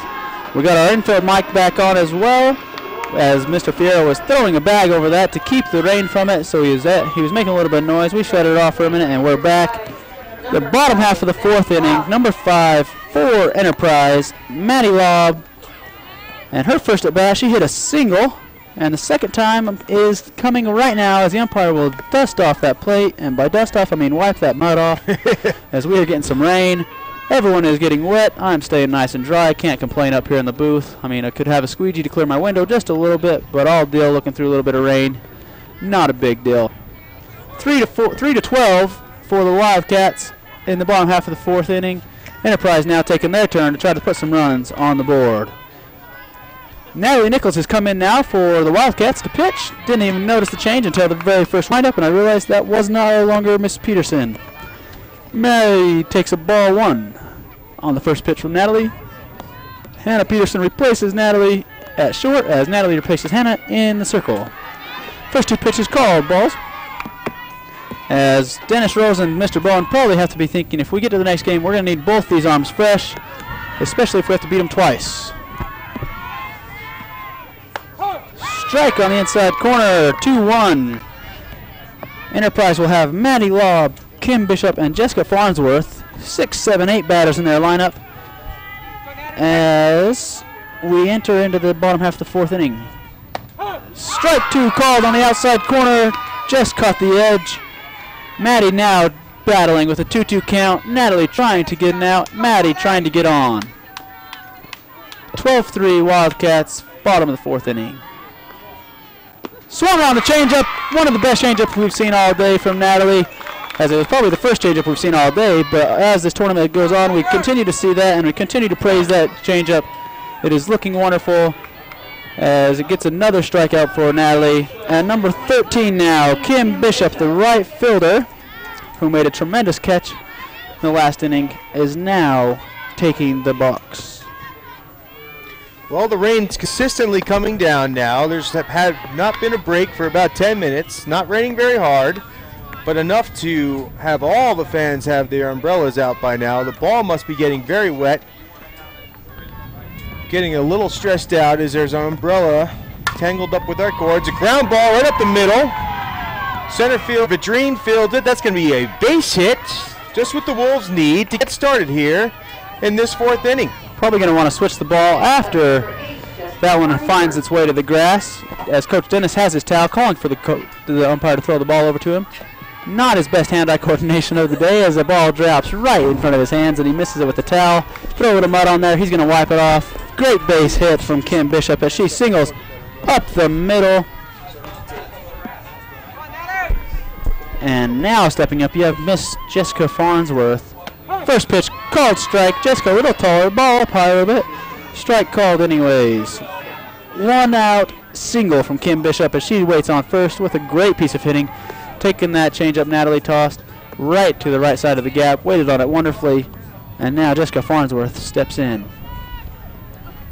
Second pitch swung on. Hannah Peterson charges it, looks at second, throws the 2. Taylor there decides not to throw to the first as Jessica got down the line very quickly to avoid the double play. Hannah with the play to 6-4. Taylor squeezes it at 2, causes the out. Good piece of infielding there by the Wildcats. As looks like we're going to have another change in the bottom half of the line at Enterprise Wolves. Look at Farnsworth standing on first base over there. I think Nichols jammed her on the inside of the bat. Her fingers are stinging pretty bad. She's not wanting to let him go right now. It's definitely one thing when it's warm to jam your fingers and you just kind of get that buzz. But when it gets cold and your hands are already cold and you start wringing them, those knuckles don't like those vibrations all that much. As she is over there wishing she had some hot hands. I feel bad for her. She looks like she's in a lot of pain. Hopefully she'll be all right. I can't blame her. That's always the worst spot. Some of the outfielders are throwing on sweaters. Hannah Peterson tossing a sweater on over there at short. McKay and Natalie playing catch to stay warm here. Looks like we have a batter number 9 maybe? Number 9 is right. She's batting for Phelps, correctly? I'll chase a name down here shortly. Number 9 batting for Tori Phelps, the center fielder. Looks like she'll be coming out of the lineup. Oh, so she can't be hitting yet. He is actually not number 9. Number 9 will be the batter who follows this one we're waiting for to come out of the dugout. For Enterprise, we have 12. Number 12 entering for 31. 12 for 31. I have number 3 for Tori, but maybe she thinks 31. Yeah, I'm 12 for... Oh, no, because Hyatt did come in already for... Number 12's name is H. Drake in the book. We don't know the first name. I could give you a couple names. We'll just call her Miss Drake.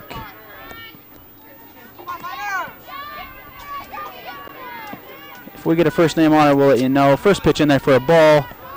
Ball 1.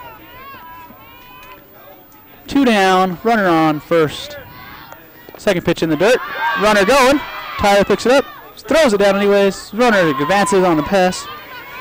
Jessica Farnsworth doing a great piece of running there. She sneaks across on the ball that scooted away from Tyler James. 2 down, 2 balls. We're breaking out an umbrella here, trying to get it open without knocking our cords down. Keep everything dry. It's not quite going to reach. We need a longer handle. Swung on and missed. Tyler can't quite get a hang of that ball, and that one's strike 1 though. 2 balls, 1 strike to Miss Drake. Natalie Nichols now 2 outs. Got her defense behind her. We have a runner on second, Miss Jessica Farnsworth, and Drake in the box. Swung on and missed again. Great swing, great pitch. 2-2 count. Wildcats looking for the 3rd out of the inning. Enterprise looking for a base hit to extend the inning.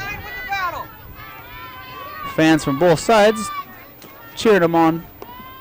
Pitch is on its way. Swung on Drake. Fouled off just over that orange bag. Has to be over the white one to be fair. 2-2 count once again. Drake stays alive with the foul ball. Ball coming in on the grass. Probably going to be a little bit wet, so they'll throw it over to a coach with a towel. Try to dry that one off in the meanwhile. And they toss it over to Enterprise. Enterprise will towel that one off, and we'll have it back here when we need it. We've got a 2-2 count. Natalie Nichols is your pitcher. Miss Drake is your batter. Still waiting on that first name. We don't have it yet. We'll let you know if we get it. Ball outside in the dirt. Runner going. Still in third. She's going to be there. Safe at third as Enterprise moves another runner over to third base, even in better scoring position now. Full count, payoff pitch to Drake coming from Natalie. Both pitchers, pitcher wanting to throw a strike, batter wanting to hit a strike. We'll see what they get. Down the middle, off the batter's foot, and that one was clearly off the batter, as we don't need any umpire to see that, as everyone saw it, as she is grimacing. Hit her knee. She's already wearing a brace, so that definitely can't feel great, as she's going to try to walk that off, but that is going to walk it off with 2 legs hurt now. Oh. No, she just said it hit right on the bad knee, as we heard it through the mic. I only have 1 knee as it is, she says. I didn't want to hit it again, but... Oh, right off the... She just pointed down to her ankle, right on the top of her foot. Keep walking it off. No need to step back in there yet, as we are waiting. That never feels good. Sure, Enterprise not wanting to put Drake in the game with being hurt like this. Obviously, she's a very good hitter. To stick her up there as a pinch hitter, being hurt, hardly being able to run. I'd like to see some stats on her. Bet you she's a long anyway. She takes strike ball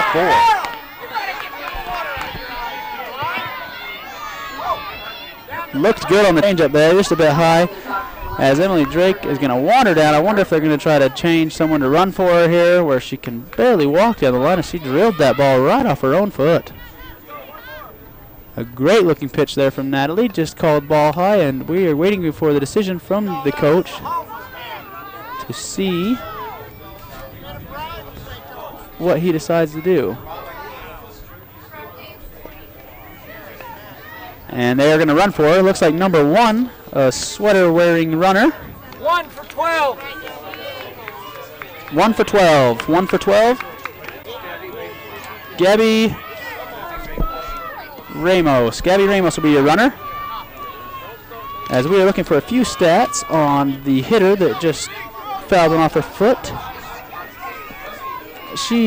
Lacey Drake, who was just hitting Lacey, was the name. She has had 2 home runs and 3 triples on the season. Obviously, that's why they put her in there. Unfortunately, there's a ground ball. It's going to be an error on Reedhead. Unable to clean it. She throws over to third base to get the third out of the inning. The very aware Taylor Reedhead makes a very uncommon error, as her fielding percentage is over 900 for the season. And she is able to realize the runner is trying to cheat a base, throws it over to the third to McKay Wolstenhume, who tags out the runner. Not sure who that was on the base. But anyway, the Wildcats get out of that jam. They are up 12-3 as we move towards the bottom of the top of the fifth inning. As Gabby Ramos was just thrown out at third there. Gabby Ramos. This TV timeout's brought to you by Dr. Ammon Pitt at Gateway Dentistry. We'll be back in a moment. This timeout is brought to you by Dr. Ammon Pitt at Gateway Dentistry in Camas, Utah.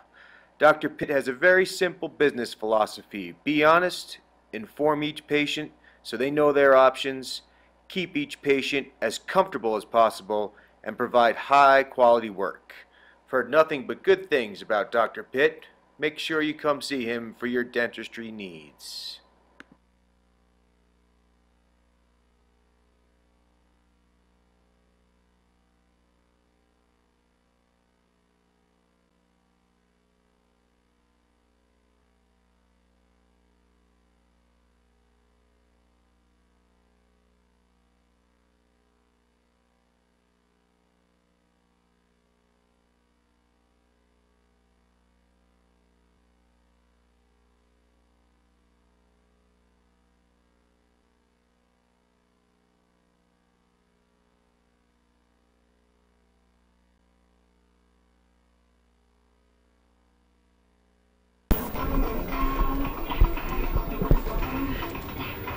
What an eventful last out of the inning there, as Taylor Reedhead lets one go through her legs, then wisely picks it up, staying with the play, and sees the runner trying to advance to third. Picks it up and fires a shot over there to McKay. McKay catches it and tags her out to end the inning for the Wildcats, getting out of there on an error. The run did cross the plate in time, as it will be on the board. 4-12 now. The Wildcats leading, as you will now see your cleanup hitter, if you're a Wildcats fan, number 18, Elise Bush. Swung on and drove out to left center. Left fielder standing under it Two hands, squeezes it for the first down. One pitch, one out. Is about as efficient as you can become in softball. Pop out to the left fielder, one down. Taylor Reedhead now standing in the box, who just made an excellent defensive play. Emily Hyatt looking to do the same thing. One pitch, one out. Save that arm. That left fielder is Kim Bishop out there. And I believe the center fielder, finally figuring that out, is Jessica Farnsworth. It's only 5 innings in. We're doing pretty good. Hey, There they are. First pitch in there for a ball to Taylor Reedhead.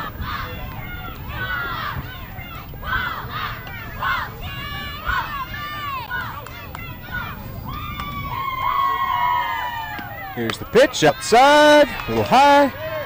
Ball 2. So we're in the 5th inning. They need to put up 2 runs, huh? 2 runs and Hold hold the deep. Enterprise to none, and that'll be your play-in game at a final. If they don't, it'll be right back at the middle, right over the second base bag, just right by Emily's right-hand side. No glove on that side. Luckily, she moved that bare hand out of the way. Taylor Reedhead with another single, as she has been hitting the ball unbelievably well here in the tournament, with her 3rd base hit of the day and a walk. She's on 3 for 3 with a walk today. We'll toss the ball over to the towel boy. He'll dry that off, wipe the mud off of it, and we'll use a fresh one here.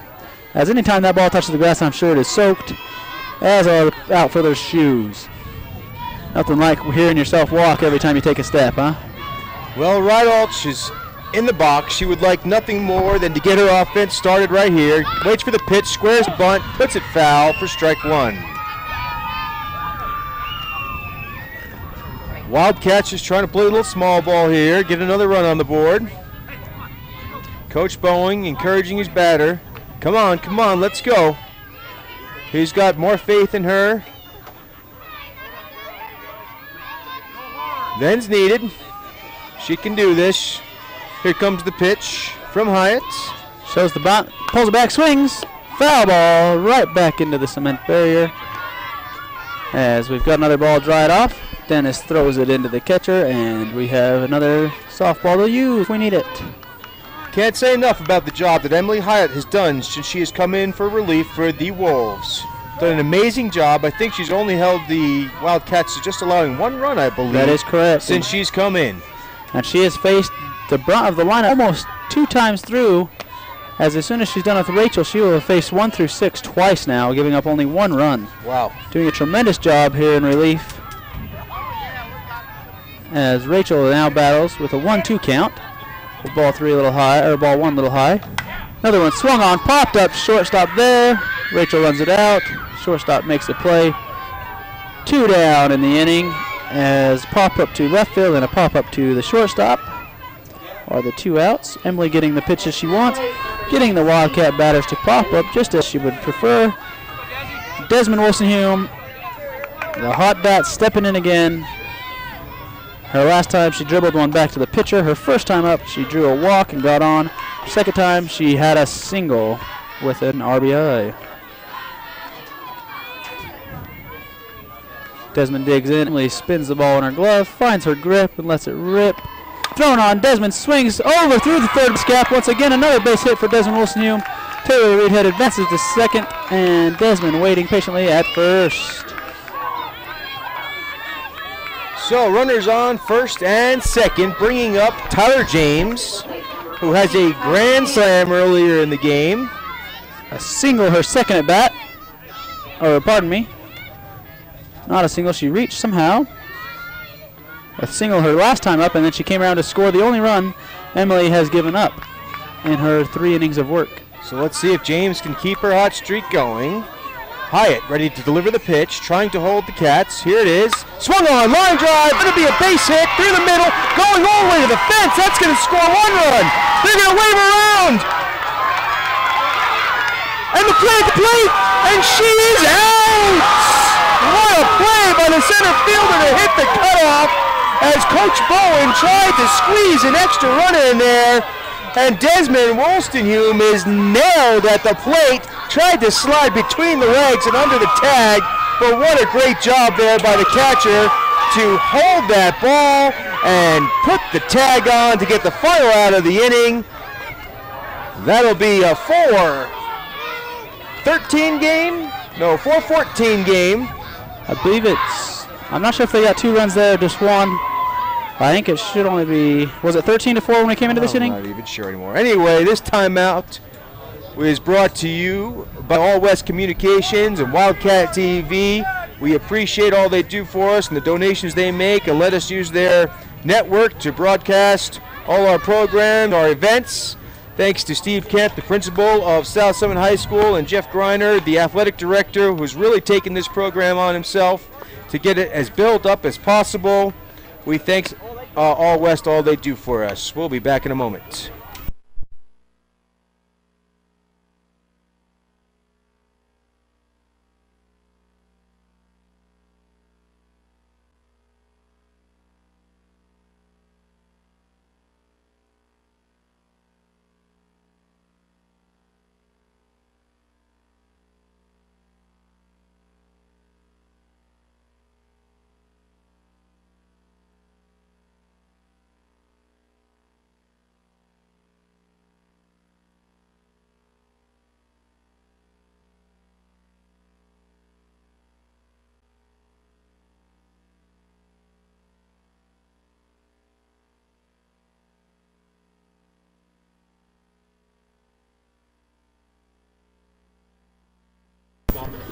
Here we are back to the bottom of the 5th inning. Wildcats on top. Clarification, it is 13-4.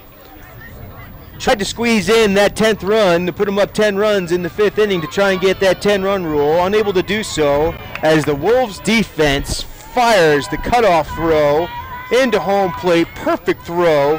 And the catcher, Hewlett, who's came in for Williams, I believe, made a great tag for the 3rd out of the inning.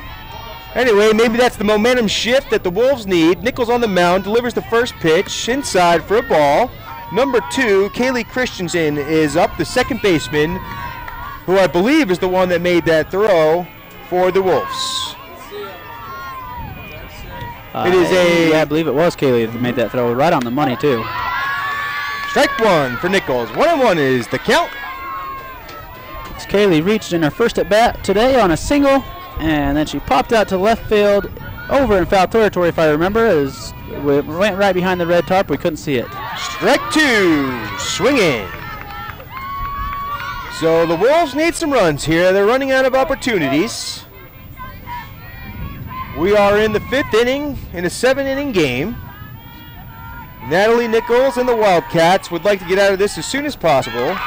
And there's a strikeout. That'll help the Wildcat cause as the ball gets thrown around the horn and back into the glove of number 9, Nichols. And that'll bring up number 4, Lacey Drake, the shortstop, who's been hustling her little tail off out there, trying to make those plays in foul territory, just like a shortstop's supposed to do. She's had herself one heck of a game out on the shortstop on the defensive side. Hasn't had her bat going yet, but, well, she did get a single, single, and then she was thrown out trying to steal, or maybe a fielder's choice double play ball. I think that was one of the double play balls. But she has been having one heck of a game out in the field, getting her glove on just about everything that comes her way. Swung on and missed. Strike 1.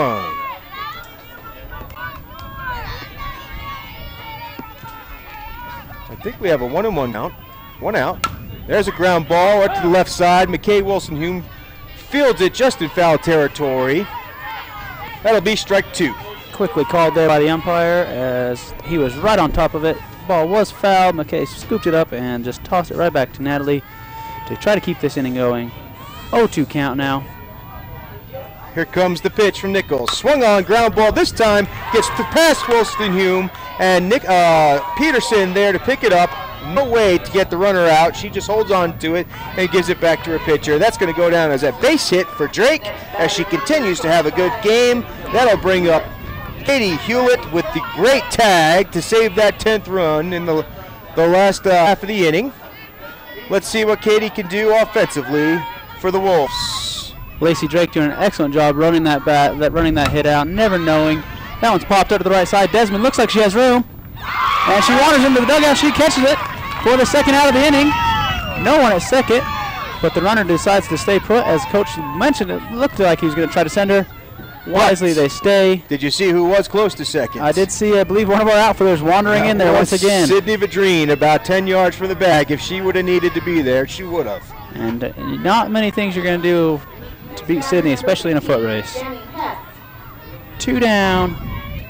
That'll bring up the right fielder, Danny Hess, who started this game pitching. She led up about 11 runs. She's hit to the second baseman both times. Retired both times as well by Taylor. Once on a grounder, once on a pop fly. First pitch in there for a strike. 2 down in the bottom half of the 5th inning for the Enterprise Wolves. Here comes the pitch from Nichols. Swung on ground ball. This one's going to get through the gap between third and short. Base hit. Wolves now with 2 runners aboard. Good job by the 3 and 4 hitters to do their job, get on base. 3 and 5 hitters. And that'll bring up Maddie Laub, the third baseman, number 5. Who I'm pretty sure she's also had some offense today as well. Single on the first and a strikeout at her second at bat. That's it, only up twice, huh? Yep, they've only been around twice. As Hannah and Natalie have been doing a great job. 2 or 3 innings apiece right here. Both doing the job that Cody Bowen, coach, wants from them. First pitch there to Maddie, down in the dirt, ball 1. Good block there by James to not allow the runners advance. Doing a great job this inning keeping that ball in front of her and in her mitt. As it gets tougher and tougher with those catcher's mitt as it gets cold. A little bit tougher to squeeze than a normal mitt. It's just a little bit wider. That ball is called ball high for number 2. 2-0 count now as the Wolves threatening here in the bottom half of the 5th inning.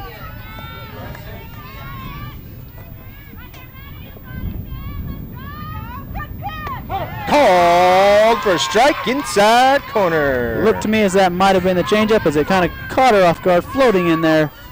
Tough to swing at that one when you're not ready for it. That's right. 2 balls, 1 strike, 2 outs. 13-4, 2 on for the Wolves. Foul ball, strike 2. So now we have 2 balls, 2 strikes, 2 outs, 2 run. Down by 9 runs. The Wolves need to put some on the board. Number 5, the third baseman, Maddie Laub. Up for Enterprise, Natalie Nichols pitching for South Summits. San Juan girls waiting patiently, warming up on the other field. Here comes the pitch. Ground ball right back to the pitcher, who wisely runs over towards first, throws her out to get the 3rd out of the inning.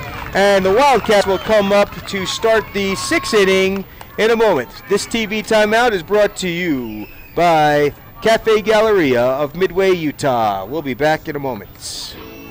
This next timeout is brought to you by Cafe Galleria, located in Midway, Utah on Main Street. Cafe Galleria is a great little restaurant. It has outdoor seating with beautiful surroundings. Nice little quiet town in Midway. The food is amazing. They have some of the best bagels I've ever had since I left New York City. That's saying a lot. They have a wood-burning oven. They cook their pizzas and bagels in fresh every day. Make sure you check it out. Cafe Galleria in Midway.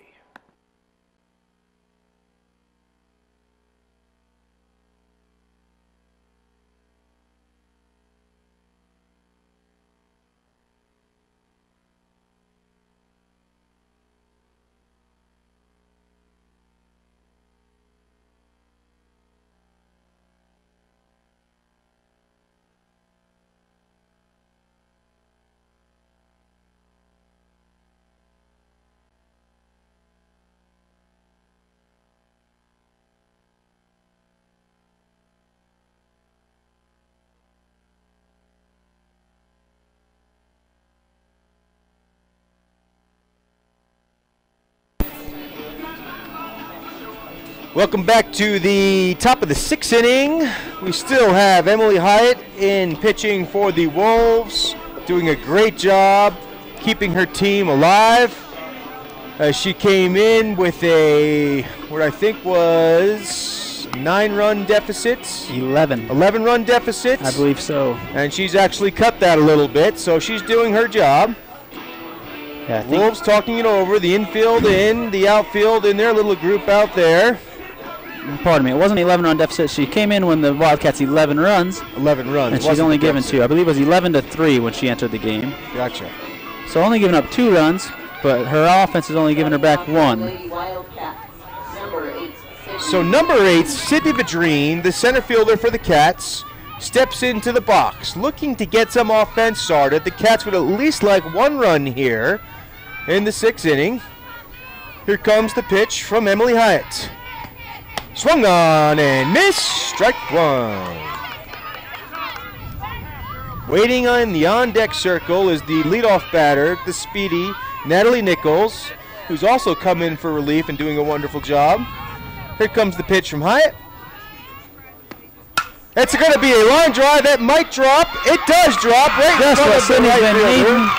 A base hit to get her momentum and her confidence back as she finally reaches base here in the state tournament with a great shot into the right center to get a rally going for the Wildcats in the top half of the 6th inning. Right back up to the top of the order now for the Wildcats, number 9, Natalie Nichols. Danny Hess doing all she can, charging in on that ball, fielded it on a short hop. Vadrine taking a big sigh breath of relief as she's standing there on first base. That could be key moving into the next game if the Wildcats make it that far. Here's the pitch to Nichols. She lays down, looks to lay down the bunt, pulls away, she gets ball 1. So Wildcats looking to do a little small ball here. All they're trying to do is manufacture 1 run. They're in the right part of their lineup to do that. The defense of the Wolves is in a little bit, understanding the danger of Natalie Nichols. Here's the pitch. She lays down the bunt. It's going to be a perfect bunt. A race between the second baseman and Nichols beats it out and is safe with another infield base hit. Runners on first and second, bringing up Hannah Jo Peterson into the left side of the box. Now the defense moves back a little bit. Emily Hyatt in the middle of the circle, spins the ball on her hip, waiting to deliver the pitch as she gets the signs. Defense on their toes, runners ready to go. Here's the pitch. And it looked like Hannah was going to try and lay down a bunt, but she pulls back, and that'll be called for strike 1. It did look as if she was going to try to lay one down, maybe just keep the runners moving, test her speed, keep her legs warm. We'll see what she does here. Second pitch on its way, the 0-1 delivery. Outside corner, 0-2, straight right. What a pitch from Aya as she catches that outside edge. Hannah Peterson now dug herself a hole, 0-2 count here. Runners on first and second. Vadrine on second, Natalie Nichols on first.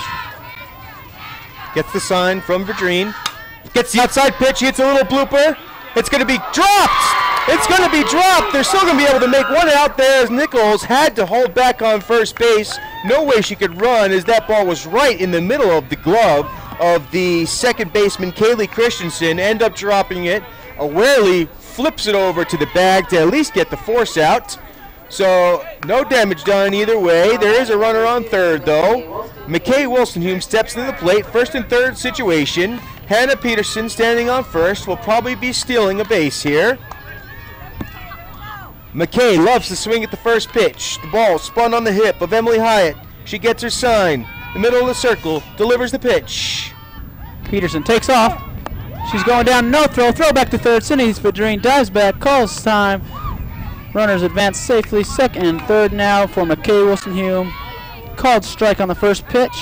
And now McKay got 2 ducks right where she wants them. She'll be looking to swing anything close. She had the sign not to swing there. That's what happens on a first and third situation. Here's the pitch. Outside and high for ball 1.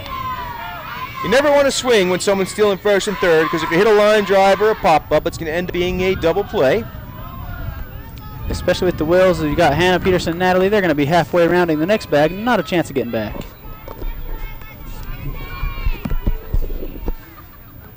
1-1 count now to McKay. Swung on, hit into the right center gap. That's going to get down on the ground. No, that's out of here. That's a home run for McKay Wilson-Hume. As she's going to touch them all. That'll give them the 16-4 lead, a 12-run lead. Just what the offense of the Wildcats needed. Another jump start here. Took them long enough against Emily Hyatt as she pitched a wonderful 3 or 4 innings of only giving up 2 runs, and the Wildcat offense finally comes alive there as McKay pushes 3 more runs across. Coach Bowen over there very pleased with his offense, obviously doing exactly what he wants them to. And that'll put your score at 16-4. Enterprise now has to face the red-hot Elise Bush as McKay Wolstenhume drives in a 3-run shot over the right field fence. Probably her third, maybe fourth of the tournament. I would say at least third. I know that for a fact. I can count 2 over the left side that she put over. It's the first one I remember her going right, so I'm going to go ahead and say she's hit 3 of the tournament already, as the Wildcat bats have really had some pop this weekend. A lot of home runs, hasn't there been? Especially from this batter right here, Bush. Let's see what she can do. Here comes the pitch, swings on, foul ball, strike 1. She wanted it, and she took a good cut. Shot it through her legs, strike 1. So obviously our 12:15 game time is not going to happen for the championship game. It is already 12:05 on the official clock. Still have at least another half of inning to play. The rain has been constantly coming down. Not too wet, but just wet enough. There's a pop-up from Bush to center field. It comes crashing in, unable to make the catch. That's going to be a single for Bush, who continues her hitting. Wildcats still threatening with 1 out. That'll bring up Taylor Reedhead, who has also been hot this tournament, has been on base, I believe, every time she's been up so far in this game. The umpire goes out, gives Hyatt a clean, dry ball. Hyatt still in good spirits as she's smiling out there on the mound. As you see the setup of the defense, that ball could not have landed more perfectly center of that triangle between second base, left or center field and right field as it did from Elise there. Just an unfortunate spot for that ball to land for the defense, as all 3 players were equally the same distance away from that when it was hit. Well, Hayden, I've been teaching her trigonometry over the past week, so maybe she figured out the angles and drew herself a right triangle, used her little sine function, and knew where to put that ball. If that's the case, I better start coming back to class. If I can learn how to hit like that, just placing it right where you want it. But then again, I'd rather just hit it over the fence so you don't have to run as far, but sometimes that doesn't work. With this wind coming in, those balls are going to get hung up there, and you're going to have to start using that trigonometry. It's a good point there. This wind coming in, that was a really good shot by Wolstenhume, huh? So that's in there for another ball. 2 balls, no strikes, 1 out, 16-4 ball game. Wildcats on top of the Wolves, trying to get to the championship game to have a rematch against San Juan, who they lost to yesterday. Bush on first base. Pitch is ball 4. Now the Wildcats have runners on first and second, bringing up Rachel Rodolch, who would like nothing more than to get this bat working right now and get going to get into the next game. The Wolves, however, still have another opportunity. We're only in the top of the 6th. They still get up in the bottom of the 6th.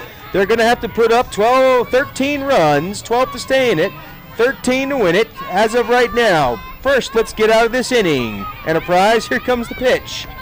And that's going to be a hard ground ball right to the shortstop, who fires over to first base and gets Rodolch for the second out of the inning. But she does do her job, moving the runners into scoring position with Bush on third, Reedhead on second, bringing up the ever-hot bat of Desmond Wolstenhume.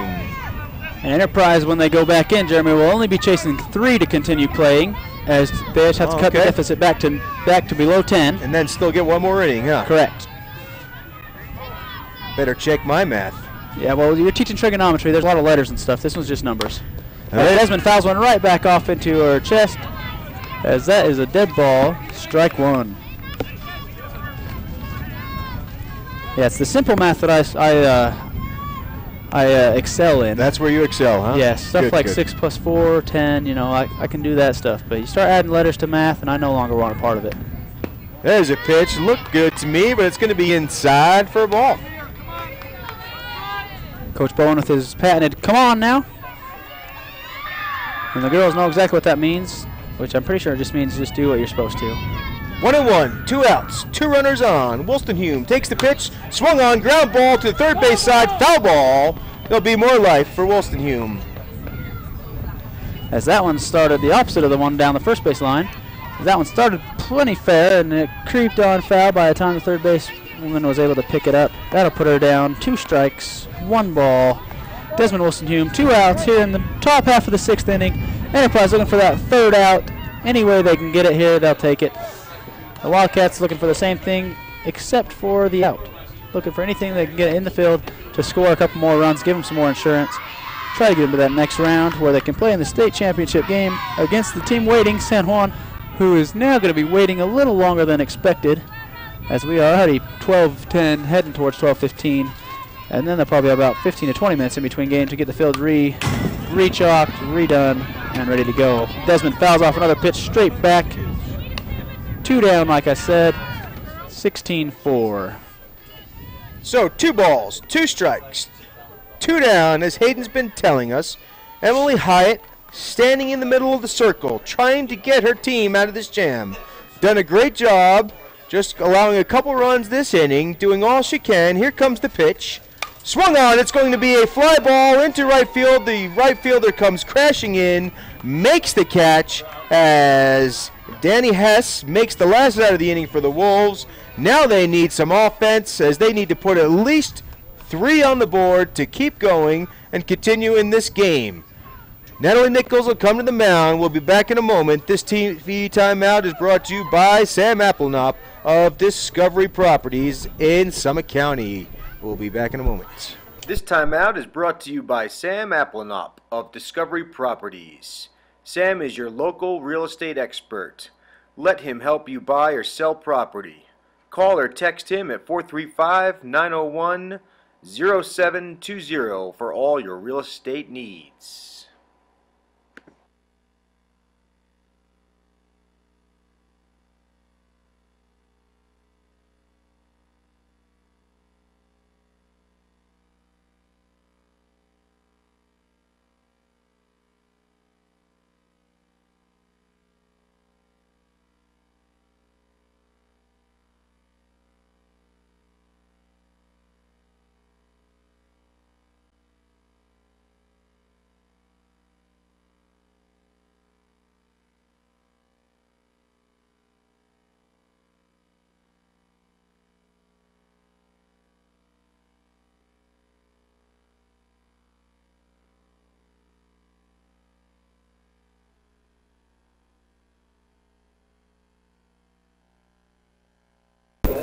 Welcome back to the bottom of the 6th inning. Wildcats trying to put this game away.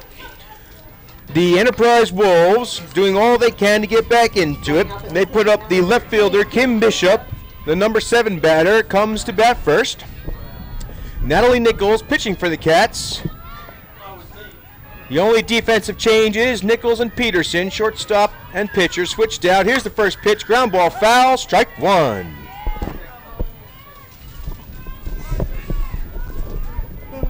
The Enterprise Wolves going to be having to look for some offense from the bottom half of their lineup here if they wish to continue in this state tournament. Blue bringing out a nice dry ball to number 9, Nichols. Didn't want the pressure of having to toss it out there in the wet rain, so he walked it out to her very wisely. Well, I've seen a couple throwbacks from the catcher to the pitcher get dropped. You don't want that to happen on a muddy field. Especially not on a brand new ball, and you don't want that to be the umpire's fault, as he maybe has some slick hands, a little bit nervous back there. Tries to toss it and forgets everything he's ever learned, steps with the wrong foot. You never know what could go wrong. He wisely walks it out there and hands it to her. 1-1 count. Outside corner, too far outside. 2-1 count now. Kim Bishop in there battling. Got herself ahead in the count. And we'll see what happens on the 4th pitch. The 3 umpires in today's game, obviously some of the best umpires in the game as they are doing the championship game. There is a dead ball. And you can tell by the jerseys waving out there, the wind is really starting to whip in from the left side towards first base and the batter box. You can tell by the wind coming in through this window, making me cold. I'm glad I'm over here right by the window that's not open. I'll deal with raindrops through my vision rather than the wind hitting me all day. Here comes the pitch from Nichols. Foul ball, out of play. Stays 2-2. 16-4. Wildcats on top. Nichols is a very good placement pitcher. She doesn't quite have the speed that Peterson has, but she can place that ball wherever she wants. Here comes the pitch. Change up, popped up. It's going to be shallow center. Comes crashing into Vadrine. Makes the catch for the first out of the inning. 2 to go for the Cats. 2 chances left for Enterprise to crawl back into this game. That'll bring up number 8, Jessica Farnsworth, the center fielder. That's a great job by City of Vadrine to stay awake out there, as she has received the ball all game until the 6th inning. Having the patience out there, standing in the cold and being alert on every single pitch, as her and Steph Nagel as well, making great efforts as they've been moving all day long to cover the spots. Ground ball hit to Hannah Peterson. She sits on it, fields it, throws it over to Dez, as Dez catches it for the 2nd out, tosses it around the horn, and the Wildcats are 1 out away. from joining San Juan back in the state championship game. Great effort being put on here by the Enterprise Wolves to make it this far. They're down to their last batter. Number 31, Emily Hyatt's come in relief pitching. Done a great job for them. Stands in the box, awaits the pitch. It's going to be down low for ball one. Nothing heroic here. Enterprise just needs a base runner. That's all they need. They don't need the instant run. Would be nice, but all they need is a runner with 2 outs. Nichols gets the sign. She's smiling, happy in the middle of the circle. Pitches from the strip. That's going to be a little low, ball 2. So now Hyatt is in herself in a hitter's count with 2 balls, no strikes. Doing all she can to just get on the bag. Nichols dries her hand on her pants, grabs the ball, throws the pitch, going to hit the batter. Now the Wolves are in business as they have themselves a base runner.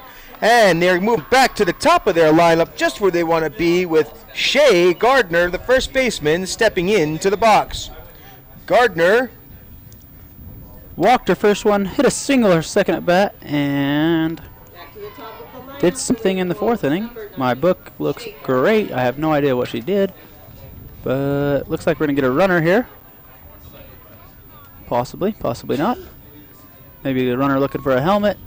Out of the dugout of the Enterprise box, and she goes. That is number 11, I believe, on a sweatshirt. Number 11. She'll be pinch running.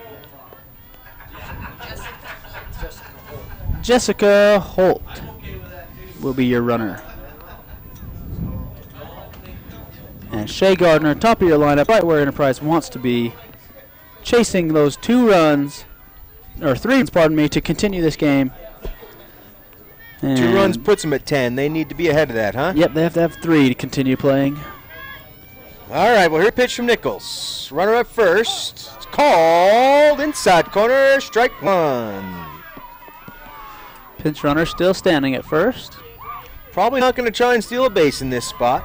Not the most wise decision. Chasing 3 runs rather than 2. If you're chasing 1, maybe try to get it there.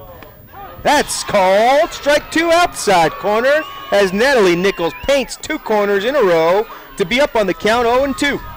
Natalie Nichols and the Wildcats are 1 strike away from rejoining San Juan, like I said, in that state championship game. Here comes the pitch. Natalie winds up and delivers.